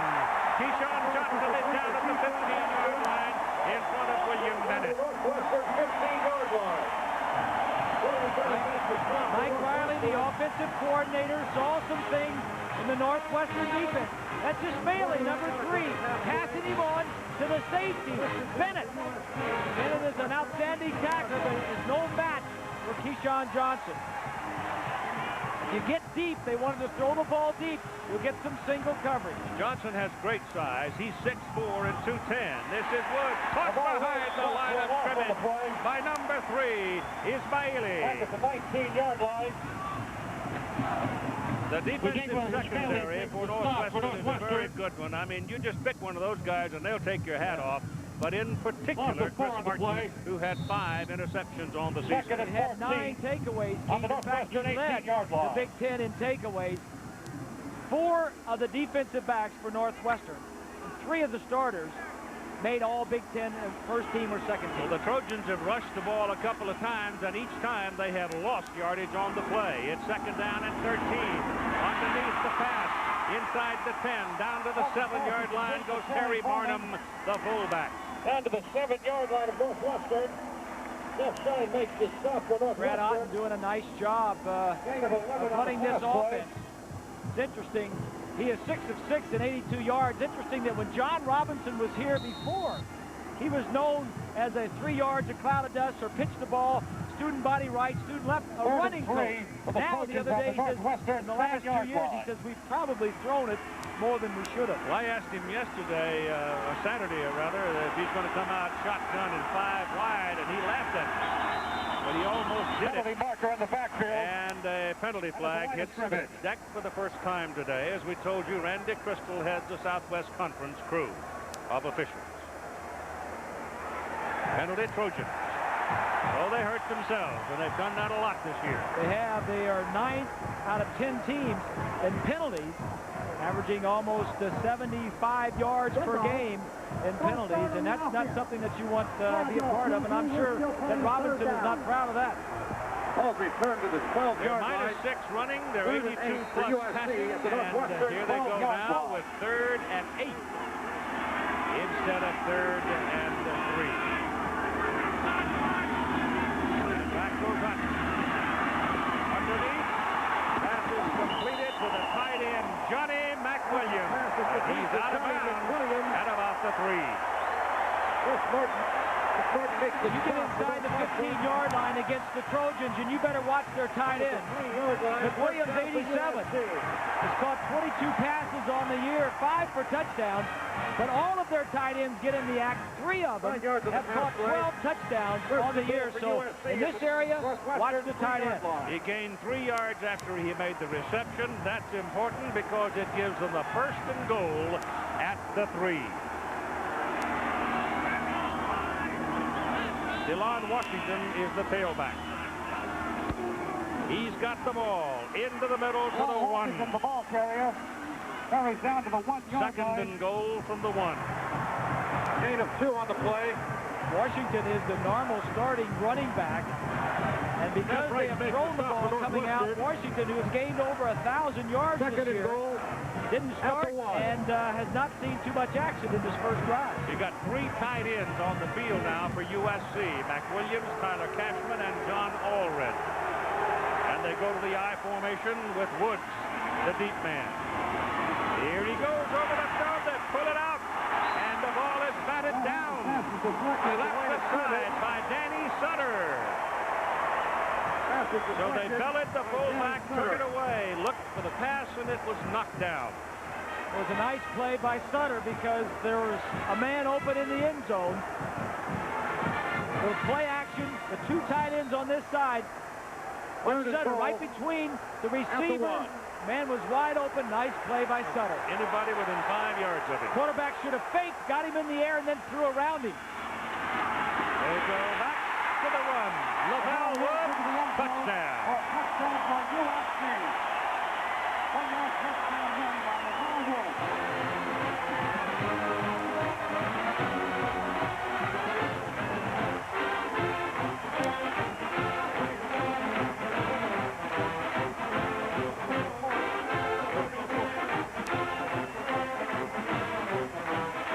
Nice play by Woods. Adam Abrams for the extra point. John Stonehouse will hold it. The punter. Snap is good. Kick is up. It's 7-0. Southern California. We used almost 5 minutes in their first possession to score.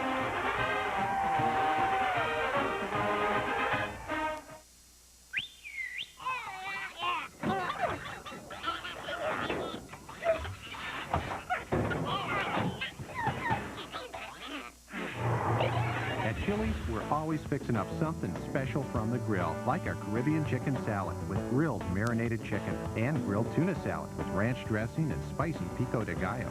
So if you like your salads fresh from the farm and hot off the grill, Chili's grills like no place else.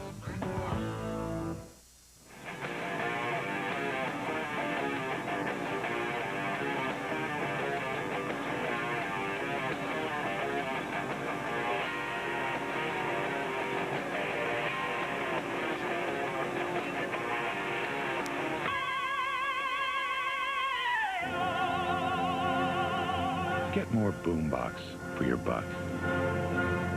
Circuit City. You can't find a lower price. We guarantee it. You can look at other people's landscapes, or you can find your own. You know, sometimes where the pavement ends is where the world begins. We only went to 4-star restaurants until we found one with 4 billion stars. Isn't it amazing how opening one door can open up so many others? Ford Explorer, because the world's too big to be left unexplored. They were 95's big winners on the tour. Now they loosen up and tee off in the first event of 96. It's the final round of the Mercedes Championship, Sunday on ABC. This is the Rose Bowl, in case you don't know. And in case you don't know, you sure have missed a lot of fun over the years. Guess who's back there to return the kickoff?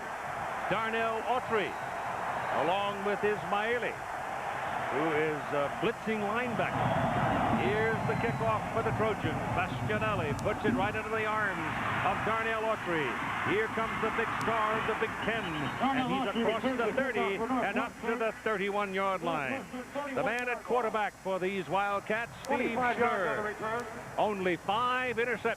Of course, he didn't throw the ball as many times as a lot of the quarterbacks did, but when he does throw it, he is very accurate with it and makes very good decisions. But of course, the man is Darnell Autry. 355 carries, 12 consecutive games, over 100 yards.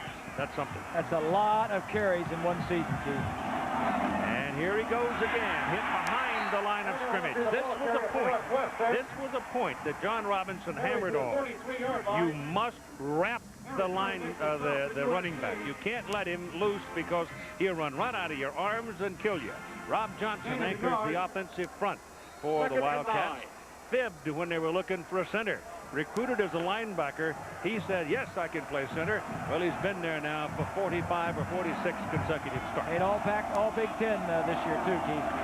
Back goes Schnurr. Looks and throws a bullet. Passes completed up at the 48-yard line to Dwayne Bates, who is a redshirt freshman from Aiken, South Carolina, a converted quarterback, if you will. The defensive line and backers for Southern California. This big fella, Darrell Russell, 320 pounds, I think is going to have a good day. He's going to have to lead that defensive down front if they're going to contain Autry. Sano, the linebacker there, Keith, making his first start as a true freshman. They're going to have 8 men up near the line of scrimmage to stop the run and force the pass. First down for the Wildcats. They give it to Autry. Coming around the corner looking for some daylight. Penalty flag is thrown. You got a block in the back. Number 78, Brian Cardos, got somebody at the wrong part of the anatomy. Forced out of bounds by Scott Field. They got a hold instead of the block. Either way, it hurts them. Here are the defensive backs for Southern California. Sammy Knight, strong safety, very good at supporting against the run. Dalen McCutcheon, freshman, last year played high school football. Yeah, Sammy Knight, in fact, you mentioned good against the run. He leads the Trojans in tackles. We'll replay first down. From that Well, return to the 41-yard line of Northwestern. For Northwestern, let's take a look what they need to do. Keep on trucking on offense. That means run the football, do what got you here, punt if you have to. Defensively, continue to force turnovers. The way they've won all year, in fact, 40% of their points have come off of turnovers. It's first down and 19 after the holding call as Darnell Autry spins over the right side and will find a couple of yards, and that'll do it.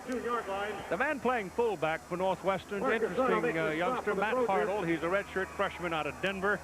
And if you have heard in times past folks talk about a blocking back, well, you're looking at a new one, a young one, but he is really good. Not only, Keith, can he block, but he is the second leading receiver on this team also. So his job, like a lot of fullbacks in football these days, is block the tailback and catch the passes out of the backfield. Well, advanced to the 46-yard line. The penalty against the Trojans will move it up across the 45 to the 46. And you'll be looking at first down and 14 for the Wildcats. 8 minutes and 40 seconds to go in the first quarter. Southern California's opening possession, 83-yard march touchdown. Here's Schnurr rolling out, throws it back the other way, and it is incomplete. The ball thrown to Hartle, and it was too high. But Schnurr was getting some pressure and had to get rid of it quickly. Tonight on ABC, Robert Redford, Sidney Poitier, and River Phoenix in the season's first Monday night movie. It's Sneakers. Good one. You'll enjoy it. Special time, 8:30 Eastern and Pacific, 7:30 Central on ABC. Second down and 14. Right at 80 degrees today. Schnurr straight back. Man is open. Taken down as he makes the catch. Not quite a first down. It's just inside the 45. Dwayne Bates, who has pretty good size himself for a wide receiver at 6'2" and 208 pounds. The offense has been a little throwing to Bates during the season. In fact, he caught 42 passes in 11 games. And give the ball to Autry.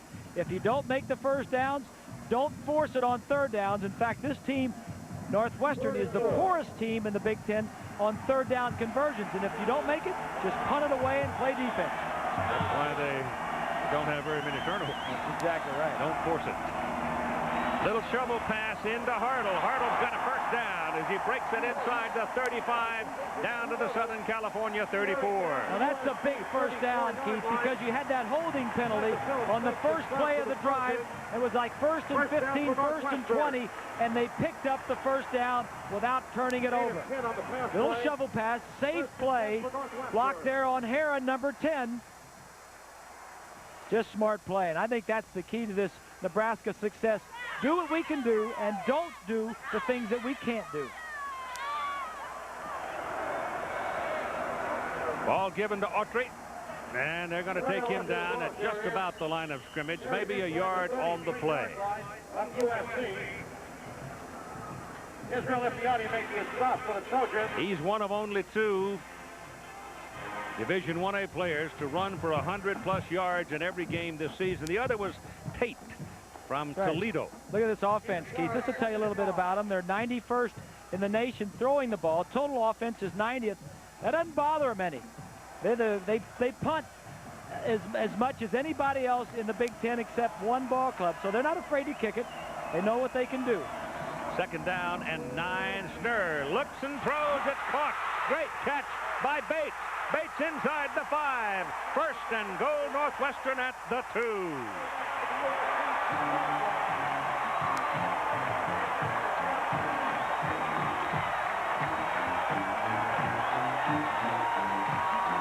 From behind, little play action, try to hold the linebackers and then run the slant.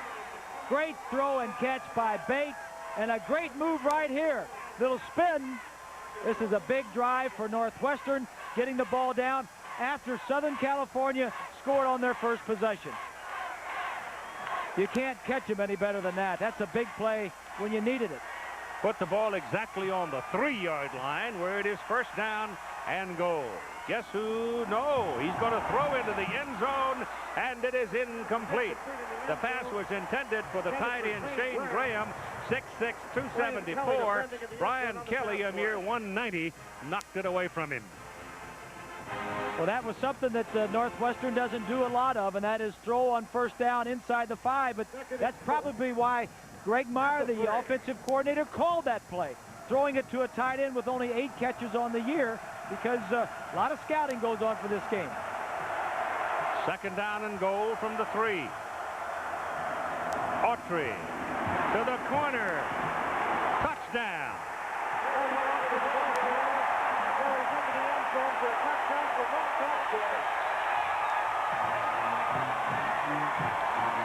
Of all the running backs in the country, I think he can use leverage as well as anybody, anywhere after he is hit. Leans that body and drives those legs. And so both teams now have scored in their initial possession.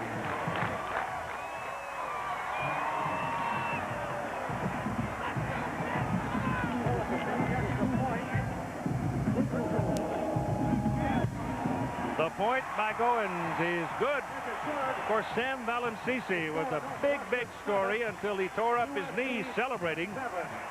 And the redshirt freshman has come on to replace him. That's a move by Autry. Autry thought about inside, and then just lowers his head, and just determination gets it in. By Dwayne Bates, totaling 57 yards, including the very athletic catch and run to put him in scoring position.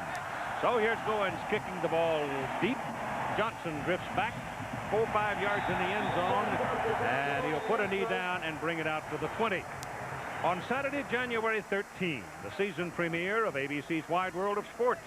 Katarina Witt and a top international field will be on the ice in the latest competition of the NutraSweet World Challenge of Champions, plus the Athlete of the Year. That'll be on Saturday, January 13, ABC's Wide World of Sports. Very impressed with that last drive by Northwestern. It's been 47 years since the Wildcats have been in the Rose Bowl, and they come out here. Southern California stuffs them right on the first drive, 12 plays. Northwestern comes right back and evens it up at 7. Now let's see what the Trojans do as they start at the 20, working out of a shotgun. Otten lets it go big. He's got his man, and it's too deep. Chris Miller had a full stride on the defender, and the ball was just a little too high for him. Trojans wanted to throw deep, but you can't throw it out of bounds. He was wide open. They need a rosy day for the quarterbacks for Southern California. They'll play 2 of them. And defensively, they need to stop the run. Autry, in particular, if you stop Darnell Autry, you'll stop the run.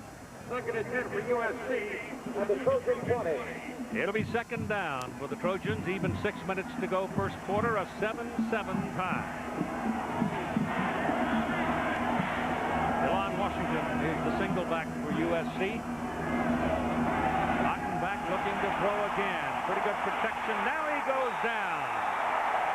Mike Warren just kept on fighting and fighting and fighting, and finally he got him. Northwestern will make you play every down. Take a look at the pass protection. It was good enough for Otten to throw this football. It just was too long for him. The coverage sack got there. Nobody open in the secondary. Only the second sack on the year for Mike Warren. Northwestern, before today, has given up only 2 touchdowns in the first quarter throughout their entire schedule. They've been very stingy early in the ballgame. This pass is down the middle, and it's completed for a first down beyond the 30-yard line to Chris Miller. Well, you know they're climbing all over Keyshawn Johnson, so Miller becomes very obvious. And that time went up and made a reaching catch. Here he is right here in the slot. He's just going to go down and break to the inside. Watch the defensive backs as they drop back. That's the zone. They're covering areas, not people.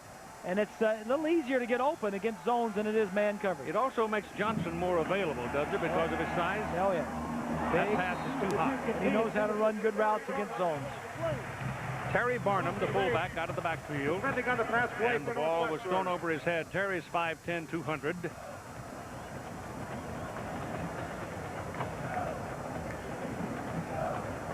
Here's a look at the Wildcats. Take a look at this for a second. In the Big Ten scoring, they lead the Big Ten. Also, they lead in the nation. Turnovers, they lead the Big Ten. They're third in the nation. Those 2 big reasons why they are where they're at. They're at where they are. Ball is drilled to Larry Parker, and Parker's taken down at the 40. They're going to need about 5 yards for the first down. Southern California, to give you an idea of how things have changed over at Troy, here in this first quarter, they have 120 yards in passing. They're minus 13 in running. That's tailback you're talking about. But life is different these days in college football. Things have changed. Philosophies have been changed. 85 scholarship has helped do some of that. That ball is thrown like a bullet right into the receiver, Johnson. Johnson makes the catch. He is just beyond the 45. That is just enough for a first down. Let me go back and clean that up, what I was saying about they are where they're at and they at where they are. The reason Northwestern is in the Rose Bowl is because of this defense. And Darnell Audrey. And Gary Barnett. I mean, Gary said he likes the matchup of his defense against the passing offense. That ball is intended for Chris Miller, and again is thrown too high and thrown too far to the sideline. Eric Collier had the coverage on the play. Collier, who is a real hitter out of that backfield defensively, sophomore from Dixon, Illinois. Dixon, Illinois. Didn't former President Reagan come from Dixon, Illinois? I believe he did. Collier's a fine player, Keith. He was the second team All-Big Tenner this year. As I mentioned, 4 of the defensive backs, and one of the starting defensive backs didn't make All-Big Ten. It was one of the backups, Ismaili, number 3, who gets in there quite a bit. Billy Miller is in the game now. He is a star of the future, they think, at USC. Big freshman. Lavelle Woods is a single back. He's got the ball. Puts to the outside. No, he doesn't either. He fooled me. Otten running to the outside, trying to get it away. And again, you can call it a coverage sack because nobody was available. The only man that was slightly available would have been the tight end Cashman. Here's Lynn Swan. Well, Keith, with all the passing that USC is doing early in this ball game, keep your eye on number 80, Larry Parker, when he's in the ball game. He has not been the most productive receiver for USC, and he comes into this game with a slightly aggravated hamstring. Now, when he made that last catch, he was trying to make a couple of moves on the inside, came up, grabbed his leg just a little bit, so I think it continues to bother him early in this ball game. Keith? Well, I don't think this is a game where there's going to be a whole lot of appreciation for Denson. You've got to go north and south against Northwestern because they're going to do it to you. DeLon Washington is in the backfield now as Otten drops the pass, gets it away. He is under pressure, seemingly struck just as he delivered the ball, and it was sort of a wounded goose that went out of bounds and incomplete. So the Wildcat defense does a little better job of things, and Otten is walking very gingerly as he leaves the field. Had some pressure on him. Had the linebackers blitzing. One of the safeties was coming. John Stonehouse checks in now to do the punting, and this will send Brian Musso deep to receive it for Northwestern. His daddy, Johnny Musso, I remember him well. The Italian stallion, played for Paul Bryant at Alabama, was an All-American running back. Living in Chicago most of the years, since he played for the Bears. Yeah, Johnny's on the sideline, I heard. That's a low-line drive, gives him a little bit of room, but he can't get up to make the catch because it's short, and so it'll roll around and roll dead at about the 17. With 3 minutes and 9 seconds remaining to play in the first quarter, We're all even at 7 for Northwestern and 7 for Southern California. The ball rests at the 18, right on the 18-yard hash mark at 3:09 to go in the first quarter. 7-7 ball game. Gary Barnett expecting, most everybody expects that he will make some kind of an announcement toward the end of the week as to what he plans to do. And there's an awful lot of indication that he plans to stay right where he is. But we don't know that for sure. Right now, about the Wildcats and the running attack has not done much to this point. But here comes Darnell Autry. He's 5'11". He's 209 pounds. He is a sophomore. And he comes out of Tempe, Arizona. And every time he runs that football, Bruce Snyder over at Arizona State cries a lot. Here's a great